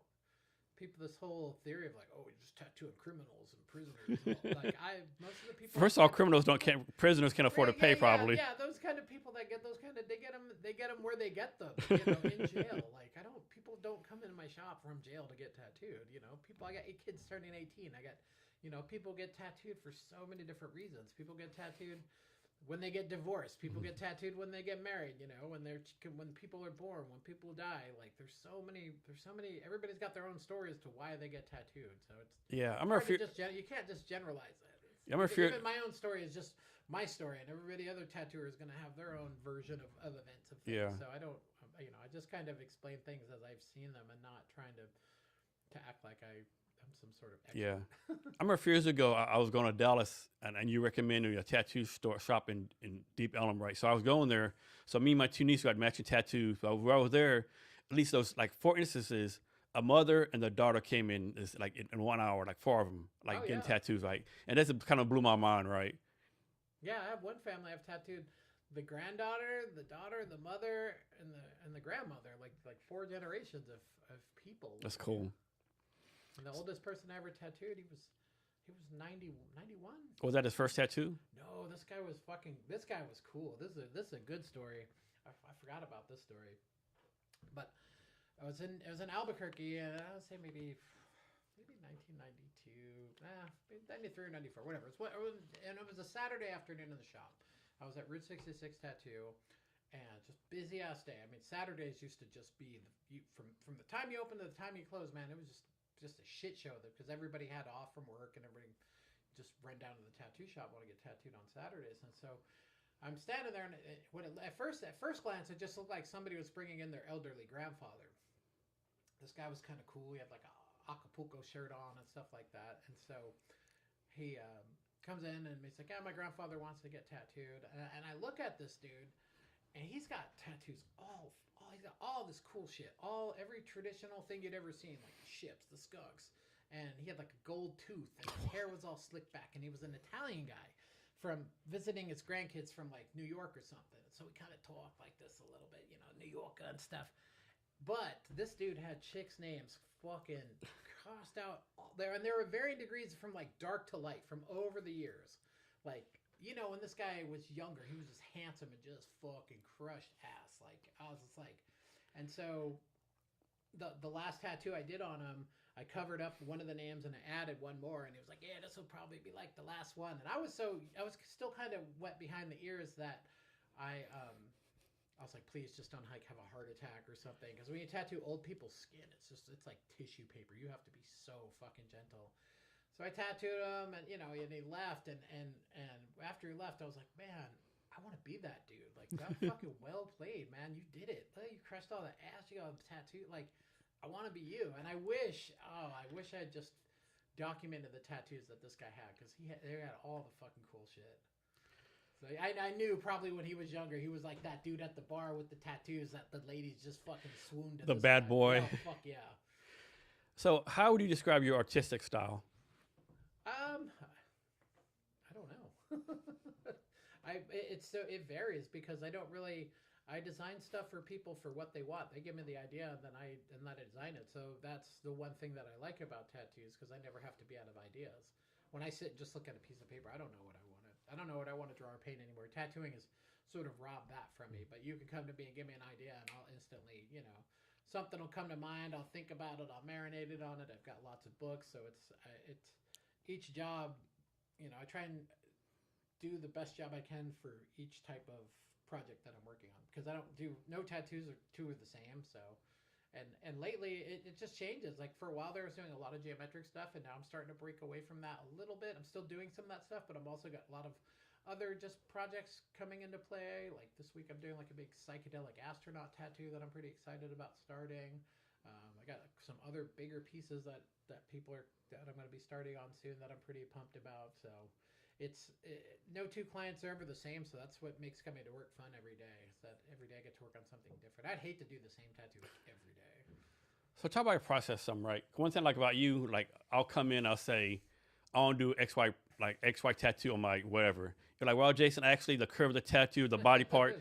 Can you talk about how someone comes in with an idea and you're like try to talk them through, like, no, this is a better place to put your tattoo? But yeah, I try and communicate with them what I think would look the best for their ideas for what they want. Sometimes people come with the idea with their head, but trying to make it work on their skin, you have to be kind of a part mind reader of a tattooer, because somebody's just giving you an idea. Somehow you got to take that, design something, show them a picture, and they're like, "That's what I want." And I try and design the tattoo in the notion like, well, if this was going to be on me, like, how would I want this to look? Because I'm very snobby about tattoos. I mean, I'm very judgmental. I'll stand in line at the supermarket and just just to quietly observe, and it's like, oh man. And then every now and then you see some shit that blows your fucking mind. You're like, oh God, I suck. That's so good. So from your point of view, what does make a tattoo design like really timeless? Well, I think something like that, whether if you look at it today or 100 years from now, it's still like relevant. That's what makes it timeless. If it's done right, it's a timeless tattoo. I mean, there's trends in tattooing. There's like all those dudes that got fucking armbands, the tribal armbands in the 90s, and I remember that. Now it's coming back to haunt us. These people are now they're in their 50s and they don't want that shit anymore, and they're like, oh, I want to cover this up. Like, I tried to talk you out of that fucking 30 years ago, but you wouldn't have it.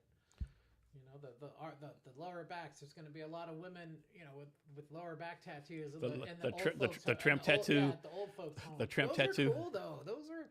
I don't know why that. Like Vince Vaughn fucked that up. Like in one of those movies, they made some wisecracks about lower back tattoo, and then I think like the stock just dropped in them. And I mean, you could go into Tsunami in like 2003, and then it's Saturday, there'd be like 5 chicks bent over chairs, fucking asses hanging out. They would always put like cute underwear on, and they'd be all flirty with you while you're tattooing them. And that shit fucking hurts too. When I got my lower back tattoo, I thought back to every like fucking tribal butterfly or lower back thing I did my entire career, and I was like, ooh, yeah, that shit sucked. So for me, like tattoos hurt and all. For me, what really gets me how they itch so much after they heal, right? That will get me the itching part. Sometimes, yeah. When I was getting my back done, there was a couple times I literally wanted to go out to the tree in my front yard because I was just like, the combination of the hair growing back through and the skin healing and stuff like that. Yeah, they can itch. So you opened your own tattoo shop back in 2000. What influenced you to start your own company or your own business? I don't want to drive to Seattle anymore. Mm-hmm. But you didn't just want to get a tattoo job in Tacoma?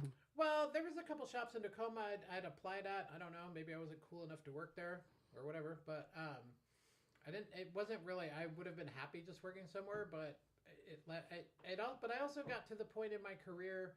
I was maybe about 11 years in where I'd managed a shop before, and I wanted to see if I could do it. And even trying to find. It was hard back then, even in Tacoma, trying to find a place that would even lease to me. I had the door shut on my face so many times to the point that I almost gave up. I didn't think it was going to happen because any of these big property management companies, as soon as you mention the word tattoo, especially back then, it was just like a big red X from fucking, Family Feud. You just hear, and I would try and bullshit too. I'd be like, yeah, I'm trying to open this like art gallery poster shop with like a little bit of tattooing, and I'd just be like, nope.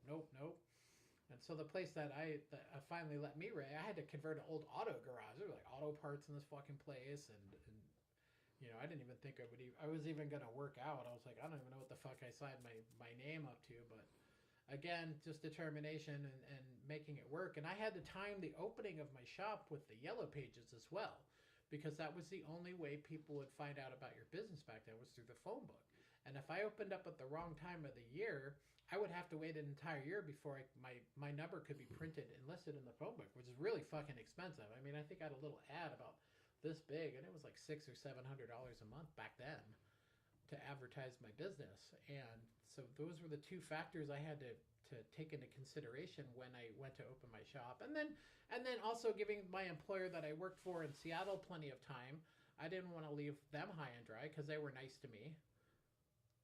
And so those are things there's ethics in tattooing like that. Like, you're supposed to when you give your notice to a shop, you give them a little notice. You work. You know, this person opened up their doors and they let you work for them. You know, don't be a selfish asshole and just quits. You know, some people, it doesn't work out like that. You know, everybody's got their own ending to every job, but I've never burned any of the bridges that I've worked for. I've always been able, I still walk back into my old shops like in Albuquerque and I'm just greeted with hugs and things like that just because I did things right throughout my career, and I still try and do that.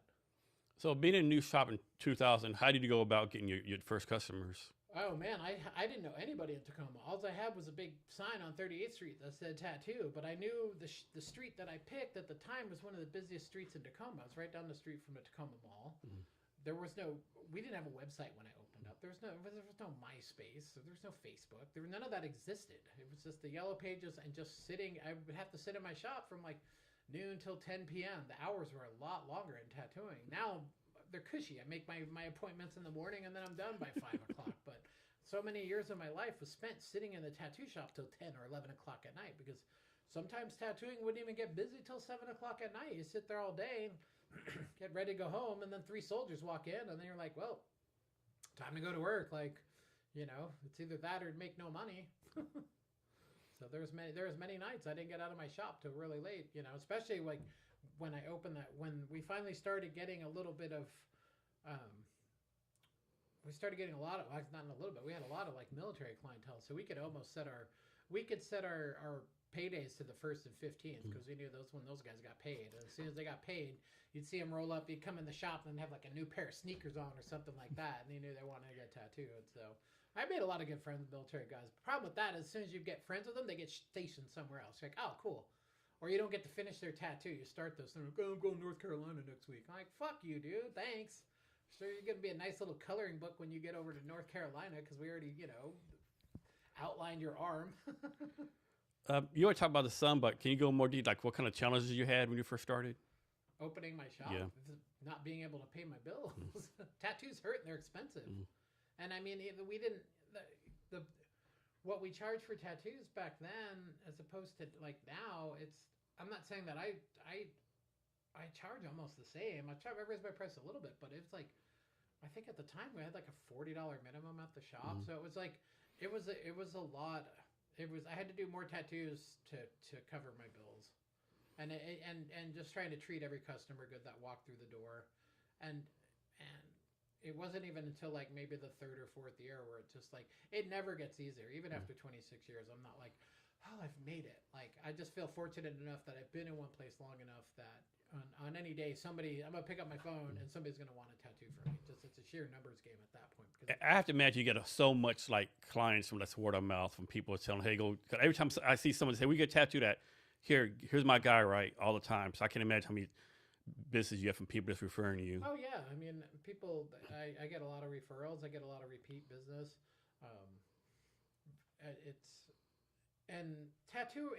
It's like this with all tattoo shops. Like, people find a place that they're comfortable with.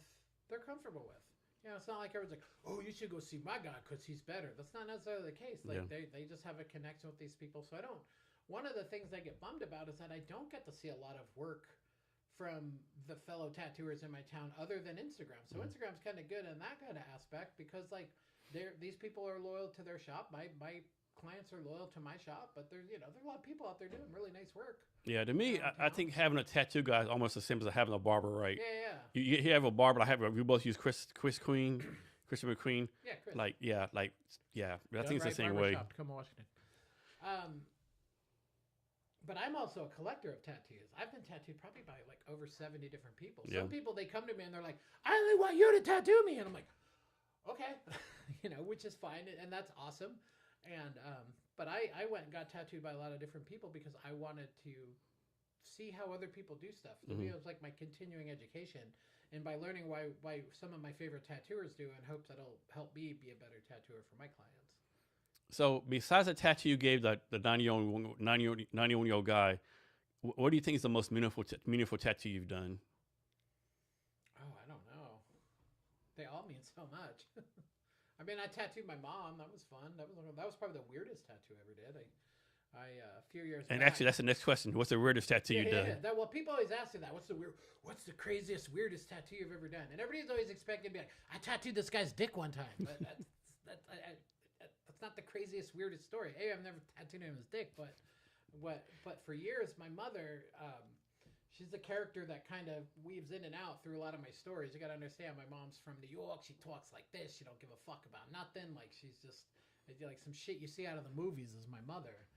And for years, she wanted these bright red lips around her belly button. She's like, I want them outlined in Chicago red. And she goes, so when I die and you burn me, I can whistle at the angels. And so that kind of makes sense, though. Yeah. So one day I go to her house and she's watching like The Price is Right. My mom's on oxygen and shit. Like she's like she's drinking a beer, like, and she's on the chair and I'm doing these like bright red.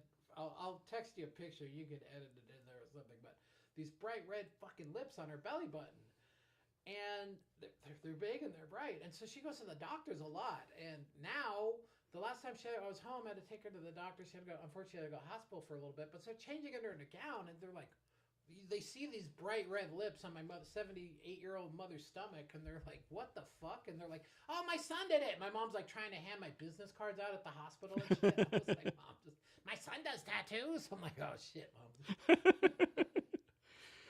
So, talking about Instagram and social media, do you think social media has hurt or helped the tattoo industry? It's a double-edged sword. It's killed us while fucked us all at the same time, but it's given us everything. So I don't know. It's part of our world now. There's no going back. That Pandora box has been opened. So I mean, it's great because it helps me find clients. It's bad because I waste too much time sitting on my fucking phone and looking at shit. And the whole goal of that shit is to make you feel jealous or feel something like you feel inaccurate. If it looks like other people are succeeding, it makes you kind of get kind of bitter a little bit. So I've lost a lot of friends through social media. Like it's above my pay grade. I just I post like a 50-year-old man, like, here's my tattoo. If you want to get tattooed, come find me. So I recently got on something called TikTok. Yeah, Any way to help people find me, to want to get tattooed from me, that's social media. I don't care about followers. I'm not trying to get, likes from strangers that I don't know around the world. I don't give a fuck. I would rather be more respected and liked in the 3 blocks of my home than any bullshit from somebody across the world. That it doesn't matter. Yeah, that's a great attitude to have. But your TikTok channel is pretty fucking good, though. Just so you know, yeah, you're doing some good shit on there. So it's a start. It's another thing I wasn't expecting to have to do this far into my career of like tattooing. Was now I got to make videos and you know what I mean. You see these people doing all this stupid shit just to get people's attention. So someone walks into tattoo place, no appointment, says, "Hey, I know I have to make an appointment, but like this is my first tattoo. I kind of want to do like, how do you walk someone through getting their first tattoo?" Well, I mean, if they just walked in and if somebody had time to do a tattoo, I'm not opposed to doing a walk-in. Also, a lot of times I have appointments. So every now and then, we even on my shop we have a phone number. People can text us. Someday we have same-day appointments available. It's like the equivalent of a walk-in. It's being able to check in with us without actually having to drive all the way to the shop. They'd be like, "Hey, I got this picture. I'm thinking about, do you guys have time to do this today?" And because I have 2 other people that work with me at the shop, so somebody's always got time. But as far as like walking through the process, like someone comes and says, "Hey, my first tattoo, I want to get a fucking demon skull on my fucking forehead," right? I mean, I'm talking about that. I try to help people make educated decisions of what they're getting. As a custodian of this craft, I feel that's my obligation. You get some 18-year-old kid wanting his hand or his neck tattooed. Yeah. I'll definitely try and sway him away from that. My girlfriend's name is Mary. I want her married on my fucking forehead. But you know what, man? I hats off to the people that get a name, dude. Like, I wish I could meet somebody that fucking crazy. Somebody that would make me wake up in the morning and be like, I gotta get Amy written across my throat. Like, it had to be like 2 fucking fun ass weeks of hanging off the chandeliers and a bunch of crazy shit. Speaking of do that, and now being like 54, like, maybe I'll never achieve that level of craziness because like, man, that's gotta be some. Speaking of make you want to do that. Speaking of military tattoos, how many times does someone come in? Yeah, I want to get chandelier on my arm. I met her at the fucking strip club last night, and we're getting married. How many times did that happen? Nah, I mean, there were a few strippers that married a few soldiers during the Iraqi war.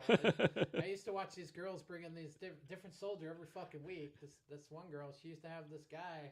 She would have her boyfriends all get the word Jen's dick tattooed next to their dick. And this Jen would always bring in a lot of different dudes. And then, months later, these guys would be coming back, hey, I need to cover this up. Like, I ain't fucking around with that shit. Like big black bold letters, Jen's dick. That's fucking insane. Oh, yeah. It was, the funny shit that happens in the tattoo shop. One time, this guy and his girlfriend were getting matching tattoos. It was busy Saturday.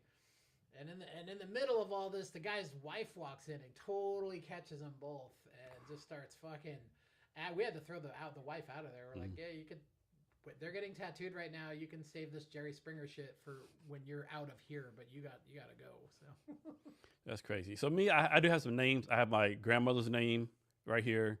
My 3 kids and my 3 grandkids. Those are the names I have. But as far like some, I have my daughter's name tattooed on my wrist here. I got my son's tattooed name on my leg. So, they're different names for different meetings.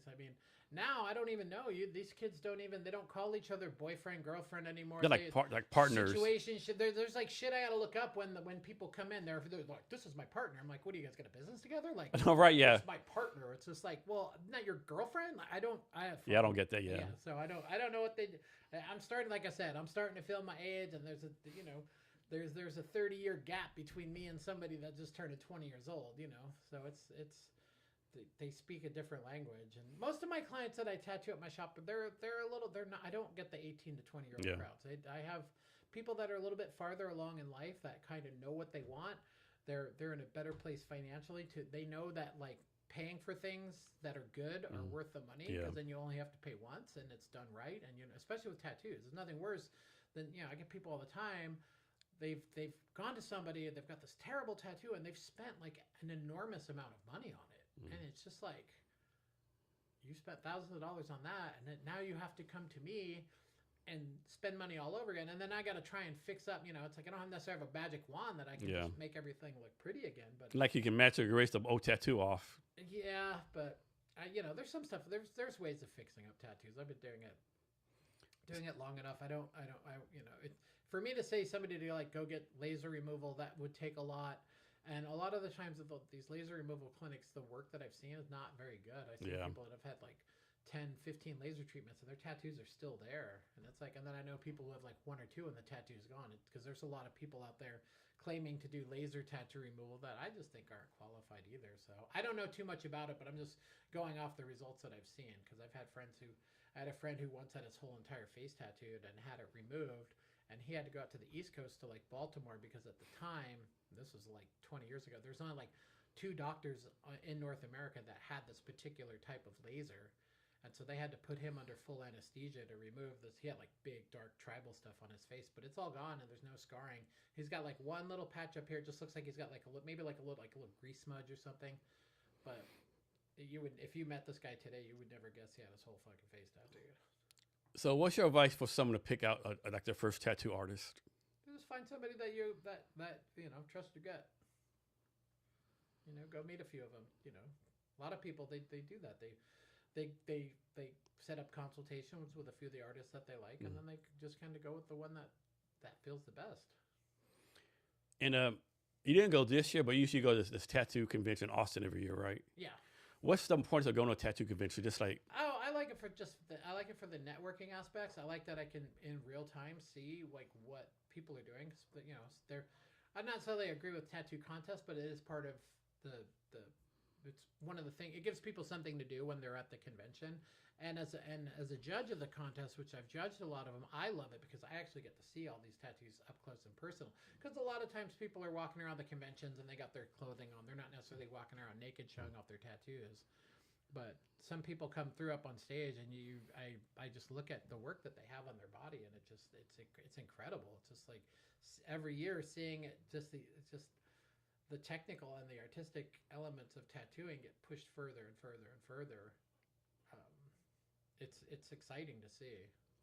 Are there any like younger or up and coming tattoo artists you're like, man, this person like is really like good at what he's doing at such a young age? Almost all of them. God, it's hard to I get on my social media and when I scroll through, like I said, when in the 90s we had the tattoo magazine, so every time you sat down to take a shit, you had 30 minutes, to sit there and stare at all these tattoos, and you would learn people's names by their different regions, and there were times where like Texas had its own kind of style of like this really bold traditional stuff. You know, the California's got a lot of like Southern California's got this like lettering and fine line black and gray kind of style. You know, but now the information travels so fast. In the course of 6 minutes, I can scroll through and see probably about 150 amazing fucking tattoos in a second. So it's hard for me to remember all the names when I see stuff, unlike I used to. So I wish I had some names like, but yeah, this person and this person. But I also, it's gotten so big, it's really hard to like keep up with the tattoo scene. There was a time in the 90s when my goals when I first got into tattooing was I wanted to go to tattoo conventions. I wanted to have stuff published in the magazines because at the point that was if you could get your stuff published, you made it. And win awards at a tattoo convention, and I've achieved all of that. So it was nice to have achieved all that. But now it's like with the social media again. It's just everybody trying to get the most likes, trying to get the most. It's just a popularity contest, and I see a lot of tattoos online that they're filtered, they're altered, they've been like post production touched up. So there's some misinformation out there too, as far as how good tattooing is. Definitely. So how are you balancing the art of tattooing versus running a business? Ooh, that's a tough one. It's all one and the same. I live for my business, so I'm never, even though I'm off work, I'm never quite off work. Mm-hmm. Is there a tattoo that you will not do? I don't know. If it's something that doesn't resonate with me. Yeah. I mean, I'm not good at everything. You know, somebody wanted like a realistic, tiger with I'm probably not the artist for that, but I take my jobs on based on if it's something I think I can just do a good job on. I mean, try to make people happy. Nice. And sometimes being able to push myself a little farther into territories that I don't do often, so it often makes you perform on a higher level. So we talked about this before too, but like Tacoma had a better reputation, but it's gotten better. How has Tacoma changed, you think, through the decades? Well, just more people have moved there. The town's just gotten bigger because at one point Tacoma was a very affordable place to live, and the price of everything's gone up there as well, like it has everywhere. I mean, I moved there to raise my family. I thought it was a nice city. You know, there's a lot of opportunities for stuff there. I mean, you're on the water. There's some beautiful parts of the city. There's some historical parts of the city, which I like, and I always like finding out more and more about the city that I'm a part of. So after 35 years, how is it that you kept your passion for doing tattoos? No, it's just in my DNA. It's what I love. You know, you can't explain it. It's, when you get on a subject of something that you like, it just consumes you. I wanted to learn everything that made it work. And I'm still trying to improve on it. And like I said, I'll do it till I physically no longer can do it. But your fingers like crippled or stuff? I hope not. They're still pretty good. Didn't you tell me you actually get finger massages sometimes? Yes. I mean, I love going to see a massage therapist, but there's times where, because when you're tattooing with one hand, you're gripping the machine with one, you're stretching the skin with the other, so you're using kind of like opposite muscles in your hands when you tattoo. But going and seeing a massage therapist every once in a while is kind of nice. So eventually you will have to close down your business eventually, 10, 20 years from now. When that happens, what do you want the legacy of your shop to be? Oh, I don't know. Just to be remembered. That's all good. I mean, I feel accomplished. I mean, I've put the work in. I'm still there. 26 years later. A few more left in me. A few more, yeah. What's the most painful place to get a tattoo? Oh man, there's a few of them. For me, it was the back of my thighs. Oh, that was terrible. My sternum, pretty bad spot. What else? The wrist.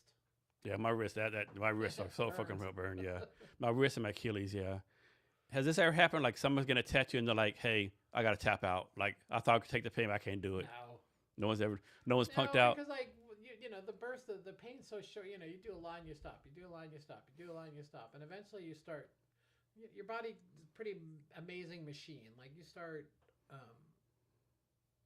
producing endorphins and adrenaline and things like that help you cope with it. So, I mean, once you get past the first 15, 20 minutes of the tattoo, you're good for a while. Is there truth to the fact that people say once you get your first tattoo, you like have to get them forever because you're addicted to the process I don't know. of the pain? What do you think? I don't know. Might be some truth to it. Last week. Might be some truth to it. I mean, I don't. I mean, I have everything from my palms, my head. Just got my stomach tattooed a while back. Yeah. That hurt. That was like 6.5 hours, man.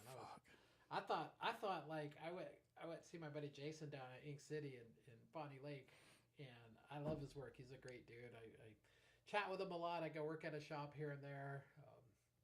Just a badass tattooer and a good dude, and the people that work with him are great.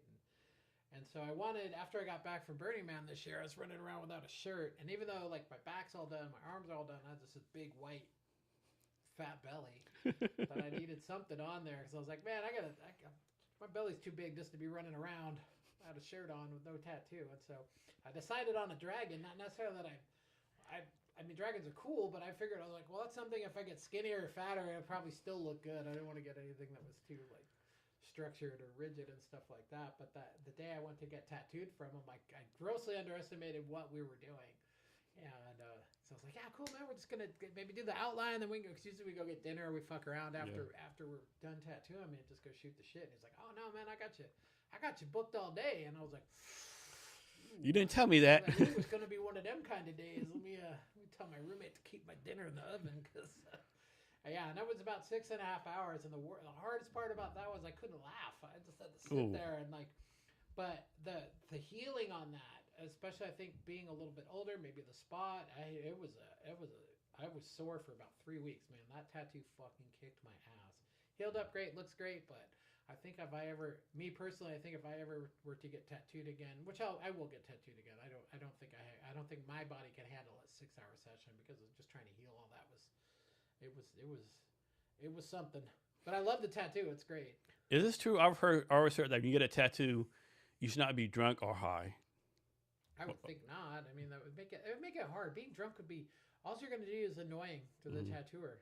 You're just going to make a fucking ass out of yourself. And most of the time when I have tattooed drunk people, and they're just babbling fucking idiots. So it's just, and I tried in high school, I tried smoking weed once while getting tattooed, and that made it worse. So I was like, oh, this is terrible. Because when you smoke weed, you want to do all things that feel good.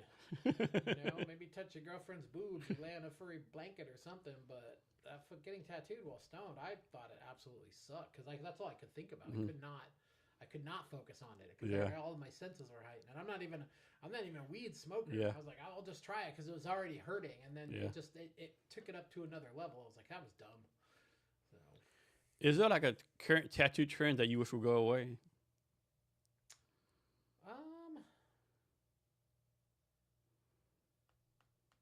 Yeah, maybe some of this people be getting some of this like really micro fine line stuff that I just know it'll be easy to cover up later on in life. But these people now, these I don't want to say these kids, but these younger people, they just seem to get just random shit tattooed all over them. There's like no, I mean, even when I was trying to do my arms, I was trying to make them cohesive and have some flow to them. But now these people, they just come in and they go to these Friday the 13th event things and get just cheap little stickers tattooed all over them. And I don't know. I mean, but again, that's their choice. That's their body. They can do whatever the hell they want.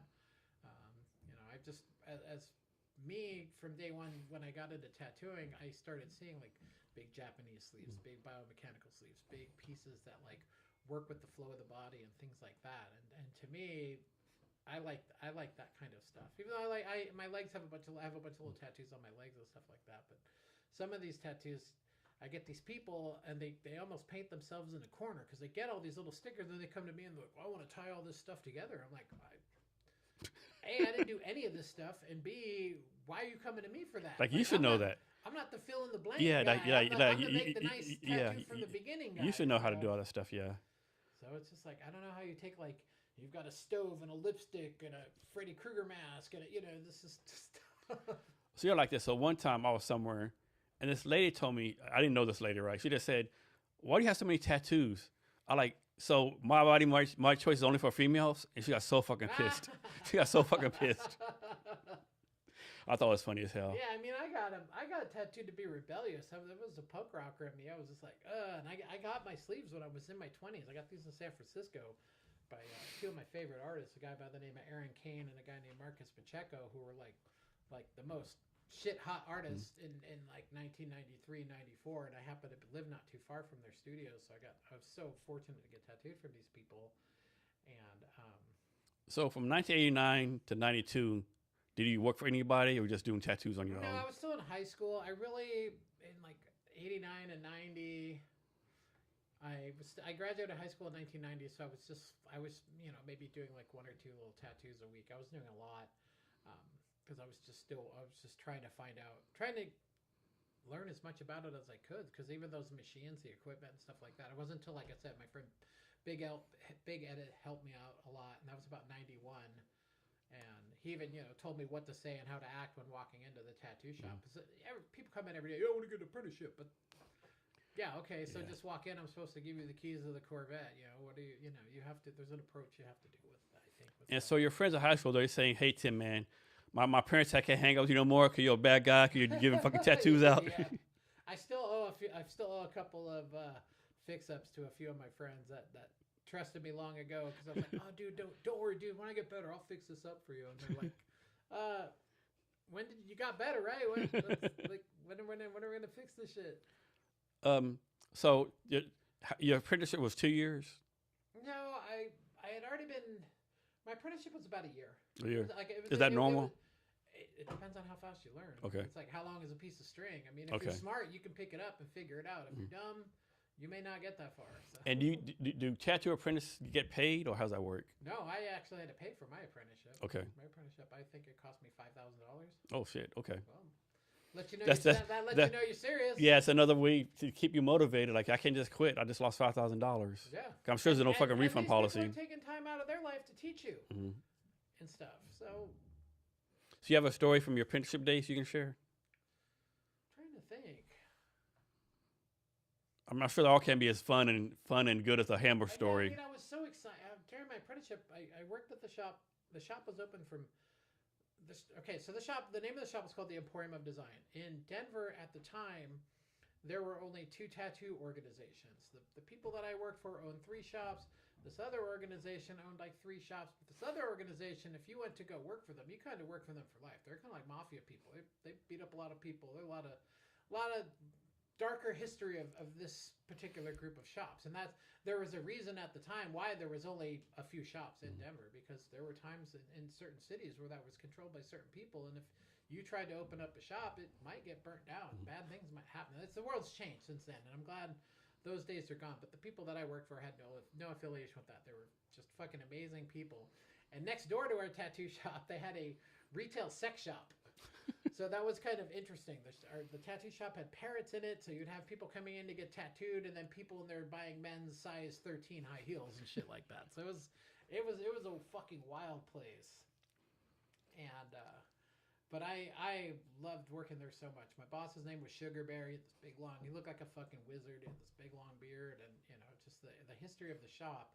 And in the basement of the shop, they also had a supply company, so they sold tattoo supplies to other tattooers. So I got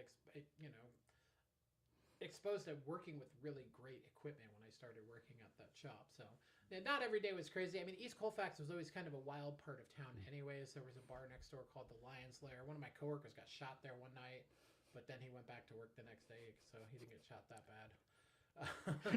Rub some dirt in it. Yeah, we got rub some dirt in it. Fight one night there with a bunch of Nazi skinheads. My buddy kicked one of them in the throat. That was pretty cool. We beat the fuck out of those guys. Have you ever tattooed yourself? Oh yeah.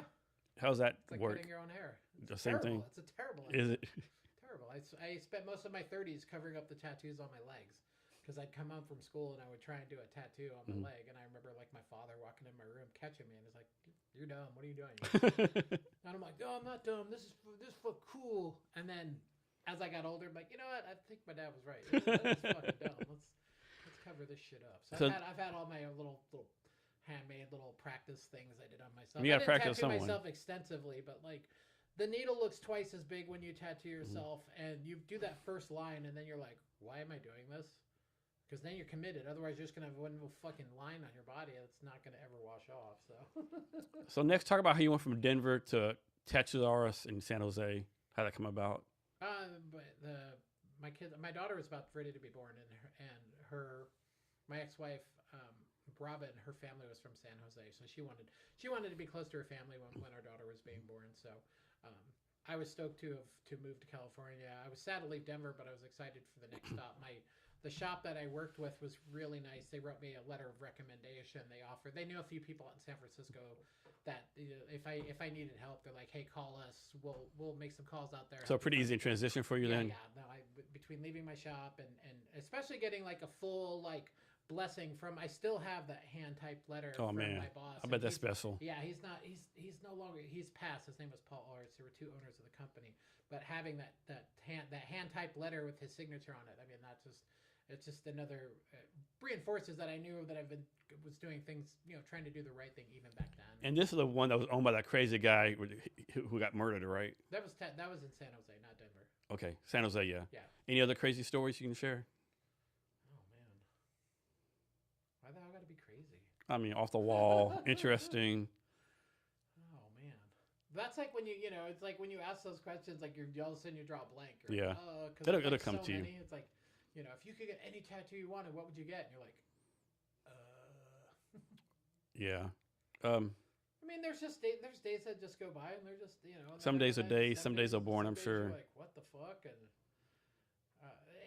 sometimes you just get so numb to it. What might just be a crazy day might just be fucking Tuesday for me. Like, I mean, I've been around a lot of different elements. I've been around a lot of good people. I've been around a lot of bad people. Somehow I feel like I've come out unscathed.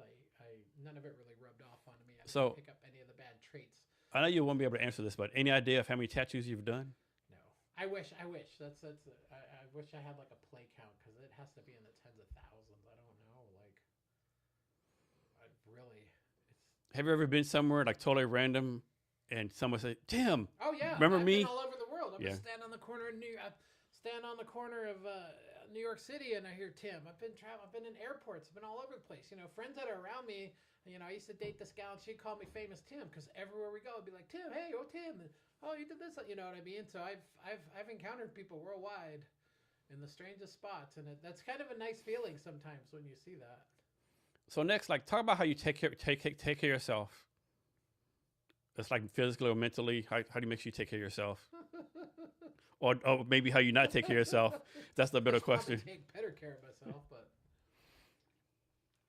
I like to travel. I like to go, separate myself from it. I mean, I'm always constantly working, even if I take a vacation. I always bring my iPad with me, so I'm always when I take a few days off just to kind of refresh. And I like when I can just draw stuff too, like on my own terms, instead of always having to like have these like tight deadlines that I keep up with. And but that's the best way that I can just. And how you do go about like taking time off? You like take 2 weeks off a year, a month a year, or just take off when you want to? I take it off when I want, but I also make sure that I've got like my bills covered on that, because when I take time off from work, I'm not making any money. So it's just like any job. I don't get paid vacations, so I never really take long vacations because I get homesick really fast. Usually anything over 2 weeks, I'm like, I can't wait to get back home for some weird reason.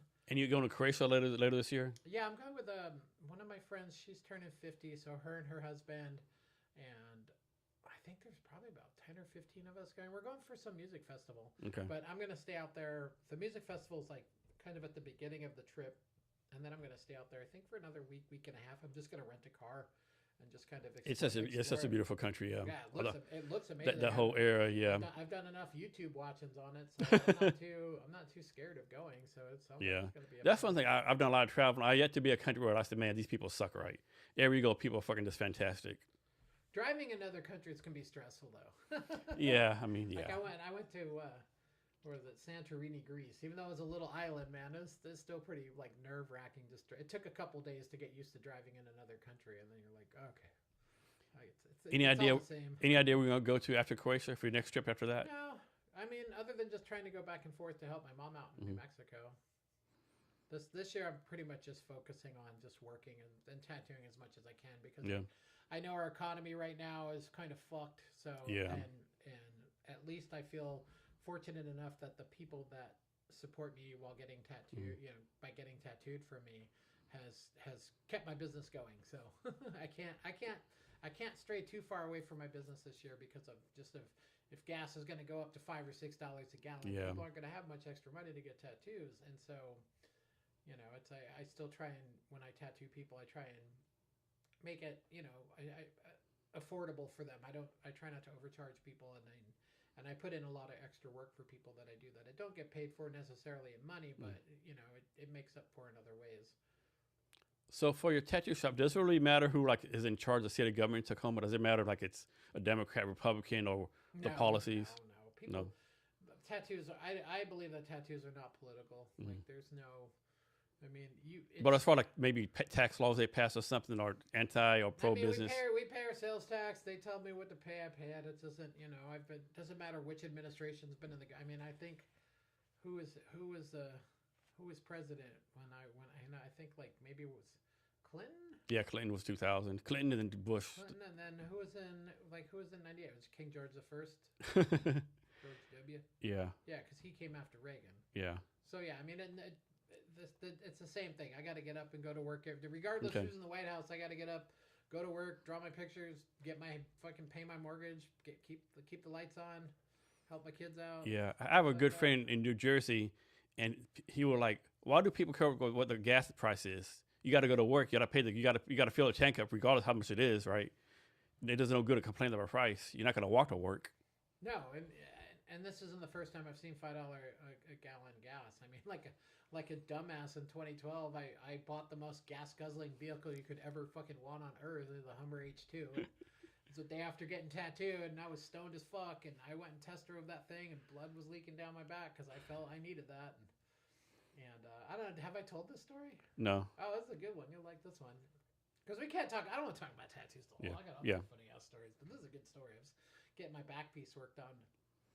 It was 2012 when gas hit $5 the first time, and people were just fucking panicking. They were trading in their Suburbans, their Tahoes, all this shit to buy these overpriced Priuses and shit.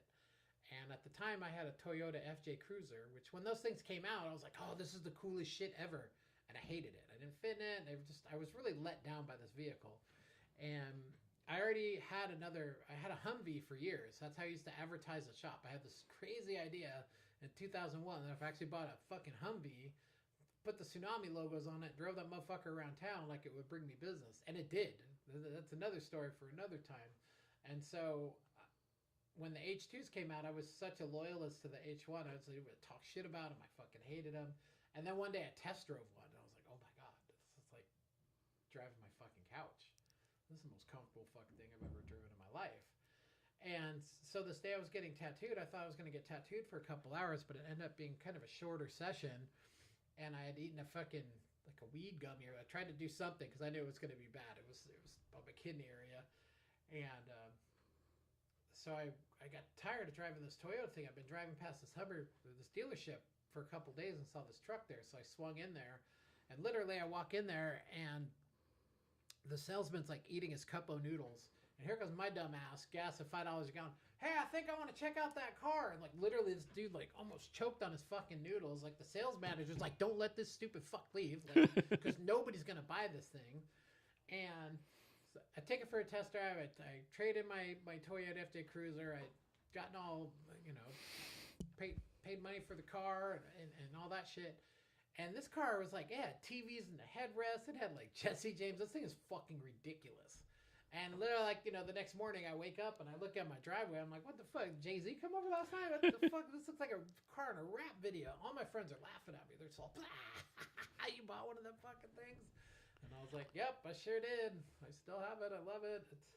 It's for when people start crying about gas prices. I'm like, well, at least my car's paid for. And I live 5 minutes from work, so I don't. It'd be different if I had to commute to Seattle every day. Of course I'd have something a little more economical, but I mean, I think cars should be fun. You ready for a drink now? No, I'm good actually. Okay, cool. Do you want to take a pause? Nah. So, what's your vision for the company going forward? Well, I'd like to find one more artist to work with me. My shop has it's kind of in a unique space that like I'm able to just rent out an artist their spot and they can come and go and be their own boss and I stay out of their hair. It's a space for somebody that does have a clientele and just wants a quiet place to work. So maybe getting one more person to work in with me and just trying to keep the other people that work for me staying busy. Is that kind of like beauty salons? They rent a space outside same kind of thing. Every shop has some artists work on a commission, some artists pay rent. It just depends on the dynamic of the shop. Mm-hmm. I don't necessarily want to be anybody's boss anymore. So, but just giving somebody the opportunity, that could be self-reliant, that could come in and do their thing and want to be a part of the shop. So here's the one for you.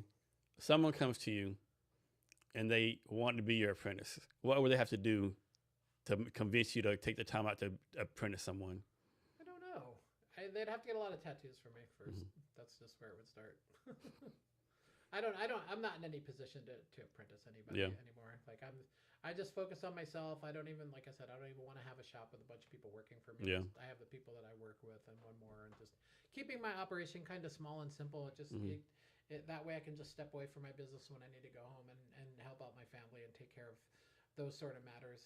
That's all I'm focusing on right now because of the fact that, like, I think the other day we just looked up on Google that there's over 60 shops in Tacoma now. The explosion of tattooing since COVID, since in the last 6 years, it's insane. And there's so many people just working out of their houses and they rent these little offices in the post office. There's just everywhere you look, there's tattooing. And so it's like that slice of the pie keeps getting cut thinner and thinner and thinner. So.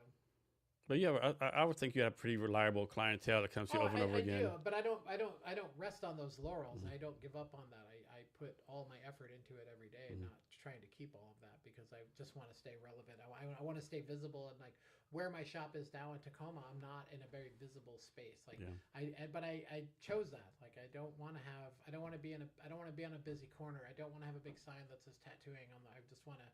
I want to be busy enough that I can just come do my clients by appointment and not have to do all that. So it's been working. I've been in that space almost 2 years. I just renewed my lease for a few more years. So it's starting to, people that come to my shop, they really love the space. And okay, you were in 30th Street is like a pretty popular place.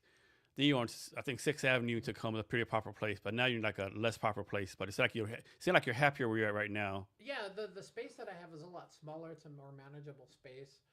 There's an art gallery located within the building that my shop's in. There's a glass blowing studio in the back. The owner of the shop is a local glass artist who's really involved in the Tacoma art scene.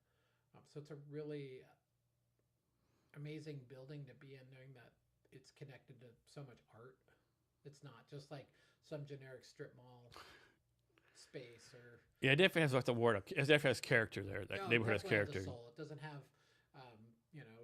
it doesn't have fluorescent lights and acoustic ceiling and things like that. So you walk in and you can smell the old wood in the shop. It just has a cool, like the grit as you referred to earlier of Tacoma. It definitely has that. And we have some bigger plans with the building. We're going to paint up the front of the building is a big facade with big windows and it's a bright blue building now. So even as you drive past it on MLK, you're like, hey, what's in that building? Because it looks, I've got all kinds of cool things in the windows. There's all kinds of neat art in the lobby. So it just looks, you don't necessarily, it's a tattoo shop, but you don't know it's a tattoo shop at first. So it gathers people's attention. So we want to actually make it like a part that when people just drive by every day of that building, they look at it, they see it, they know it. So a random question: has anyone got hit by the train yet? Not that I know of, thank God. That train goes pretty fucking fast. Oh, yeah, you got to be careful when you get out. Between that and the people that go up and down the street, they're not going to stop. But it took a minute when I first moved up there to realize that train it moves. But it's nice that the train, that's all. I moved in there after all that construction because I remember driving down that road when they had it all torn up. That road was torn up for a couple of years, so it's nice that that's all done. I think we're supposed to get a new sidewalk in front of the building at some point. The whole neighborhood's just constantly getting improved. Yeah. So I'm looking forward to where that spot's going to be in 2 years from now. I'm looking forward more to the future than the now as they keep putting in more places for people to live, and there's a, like you got like the Huckleberry Club. There's a couple new little bars and restaurants 2 blocks away that have great food and fun places to hang out. So let's say someone comes to visit you for the first time in Tacoma, right? Say, Tim, we'll be here for 5 days. Can you be my tour guide? What would you take him to see in Tacoma? Oh my God. Well, I mean, usually you take them down to Tacoma waterfront, Ruston Point, Owens Beach, Titlow Beach, maybe the Glass Museum. Couple, Church Tank is a good spot to go check out. Obviously, the Huckleberry Club, which I'm very loyal to. Trying to think of what else. There's a couple good sushi restaurants. I mean, that's about I would just kind of take them to the places that I kind of go to every day. I don't. Sometimes I just scratch my head even trying to figure out what I want to do in town. So. Do you have any go-to restaurants? Any go-to restaurants? Oh, what do I like? Yeah, I mean, there's a couple of the taquerias that I like around town. Garyev Sushi is one of my favorite sushi places. A guy named Kazu, he's from, I think he's from Yokohama. He's a legit Japanese sushi guy. There's a good little Thai restaurant downtown. So there's a few. So let's suppose you were not a tattoo artist. Do you think you would have been like for a better term, just a regular artist, like a regular painter or something like that? Or do you think you would have done nothing with art? I don't know. If I wasn't a tattoo artist, I would have probably been a mechanic. Because that's like the only other thing that I really like doing. From a kid, I wanted to ride dirt bikes when I was a young kid, but my mom cut hair. My dad was a constructor. I didn't come from money, and so I would find these like $50. I would cut lawns, and I'd find a motorcycle in the back of like the thrifty nickel for like $50 or $100 that had like a dude. I forgot all about I forgot all about the thrifty nickel. I forgot all about the thrifty nickel.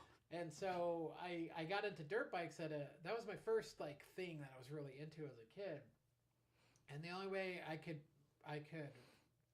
fix them and ride them is if I figured out how to do it myself. And so I would find these motorcycles that I knew early on with like a small combustion engine. There's only 3 things that make an engine work. It's spark, fuel, and air. And if you take away one of them, that engine's not going to run. So trying to diagnose why this motorcycle won't run is a single piston thing. And so I learned how to replace the pistons and put new heads on dirt bikes pretty early, because that was usually the part that failed the most, especially on those 2-stroke bikes, because people wouldn't mix the oil. They'd mix the oil wrong and things like that and end up just destroying the engines on them.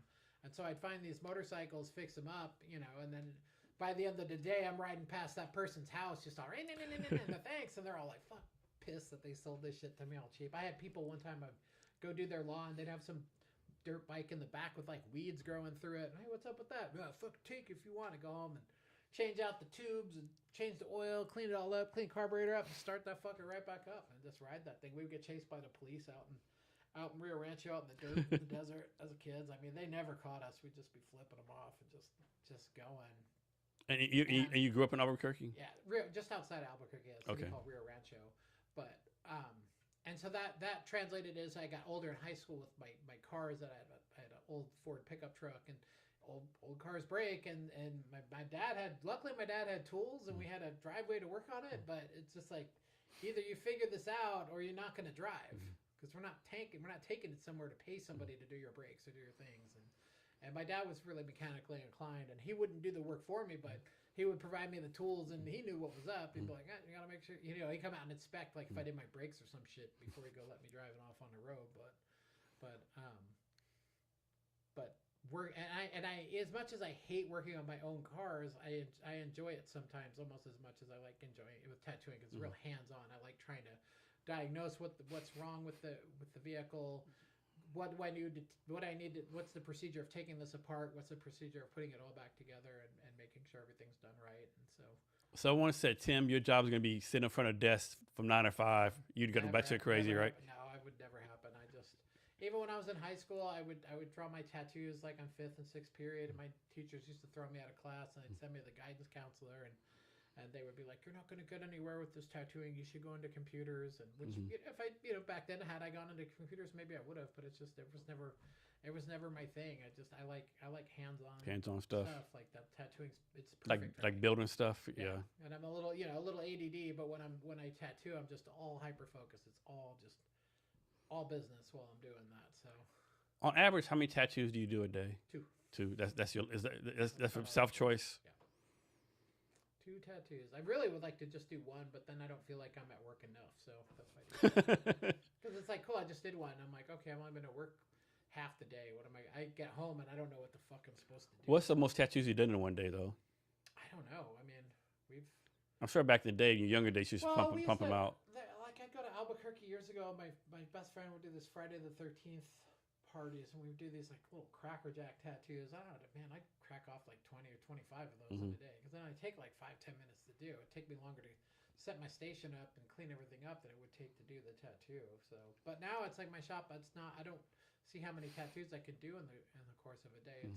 It's how good of a tattoo I can do. So it's all about the quality over the quantity. What's been like the most complex tattoo you've done? Oh, there's all of them. None of them are easy. None of them. You're trying to figure out why the ink's not going into the skin. We do have a fundraiser coming up on I think it's the 20. This is the Humane Society, right? Yeah, it's what date is it? It's Saturday the 28th. Which this time I'm kind of scared because we did one about 6 months ago and the turnout was great. It was perfect. We had like just the perfect amount of people. I think we did like 26 tattoos that day or something like that, which was a lot between 3 people because we're only doing it from like noon to 6. But the Humane Society recently, they did the flyer and they did like the first post for our event, and I think it's been shared over 100 times. There's been over like a 1,000 likes on the thing and all that. And I'm just like, oh, fuck, like I don't want people leaving angry because I know. If everybody shows up from this thing, there's no way I could physically tattoo all of these people. So I don't, as far as doing a fundraiser, I know I'm not going to make everybody happy. So, what's harder, tattooing a human face or an animal face? Depends on how ugly the person is. I've done portraits and tattooing. It's not something I've done in a long time. Baby portraits are always the easiest because their faces are less developed. As opposed to tattooing someone with like curly blonde hair, because that's really hard to translate in tattooing. I know you said you hate like tattooing U.S. flags or all the stripes and details on it. Yeah, they're hard doing the little stars. If you see a lot of American flags, man, you see a lot of crooked stars. It's just one of those. They're just hard to tattoo. So especially if they're small. So back in the day, you used to have people working for you. Would you like kind of go watch a tattoo and like pull them aside? Hey, guy, like that tattoo's kind of fucked up. You need to fix it. Oh, if it happened, but I always had good artists that worked for me. But the people I knew, we kind of would hire from within. So it wasn't like complete strangers. Oh, I had a couple complete strangers come in for jobs, but they didn't last very long. So I'm a hard person to work for. I have high expectations. So there's nothing wrong with that. No. That's why my business has been in business for as long as it has. So you said that guy that owned the Denver shop gave a letter of recommendation. Let's suppose Tom Brown goes to your tattoo shop tomorrow. Wants to do an apprenticeship. Who would you need to have a letter of recommendation from? You say, okay, I don't know shit about you, but he signs off on you can work here. Well, I mean, if it was somebody who was whoever the source was, you know what I mean. It was just like now you can go on a website. There's ways to communicate with people. Like it was just a nice gesture. I didn't necessarily. I didn't actually have to. I didn't need it when I was out looking for a job, but it was just nice to know that I had. Yeah. I could be like, hey, like it's just an admirable thing to do. What do you see as the future of the tattoo industry? I have no idea. Yeah, I'm sure you do. I'll sit back and watch from a beach somewhere someday. What do you want to see as the future of the industry? I just want to see some of the tradition just carried along. Just some of the things that were taught to me get passed on to the next people. There's it's almost like a civil war in tattooing right now because there's a lot of people that didn't do that. They started tattooing with the YouTube University. Yeah.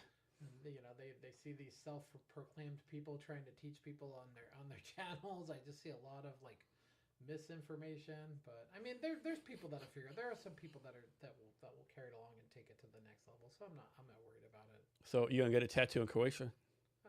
I don't know, maybe. We'll see. I think you will.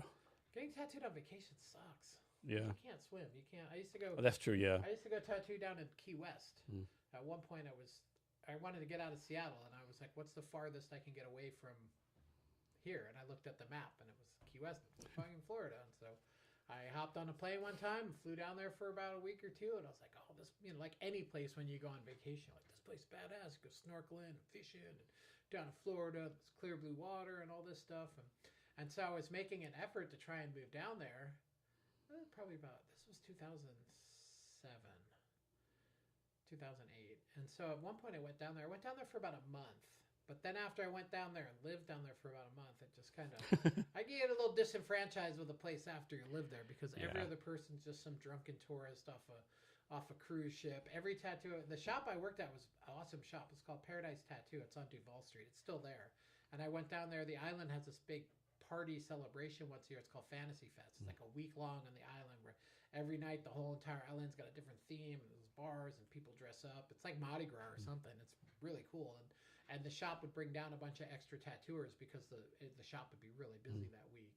But everybody that came through the doors, they just wanted like conch shells or dolphins, or there's just no way of like trying to build up like a clientele, because the island, everybody's so transient there. They were there for that day, so whatever they got, they had to get done that day, and you'd never see them again. They get back on their cruise ship and off they go. So I was like, maybe this isn't what I want. Sometimes when you fantasize about something, and then you actually go and do it, and it's two different things. So what's that thing? The grass ain't always green on the other side. But I had fun going down there. The people that I worked with at the shop were fun, and Key West was fun. But I just know that if I had actually made the commitment to move there, and most people don't even actually live on the island of Key West. There's this long highway that drives up to Miami, and so they live on the different various islands, because there's only so much room on Key West. Not a lot of, and the rents. I couldn't even imagine what an apartment would rent for in Key West right now. That'd be something fucking insane.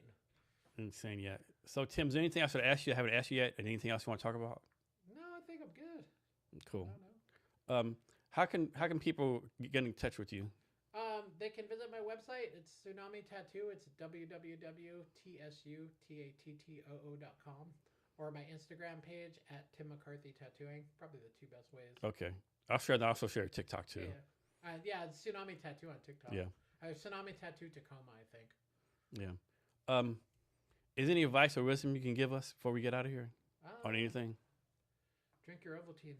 Drink more Ovaltine. Thank you for having me on your show, man. It's good to be back. I was definitely a little bit more relaxed this time than the last time. So cool. I think I'm getting the hang of this. Yes. Yeah, you're great. Tim, thanks again. I really appreciate it. Thank you, Jason. Awesome. And to our listeners, thank you for your time as well. Remember to be great every day.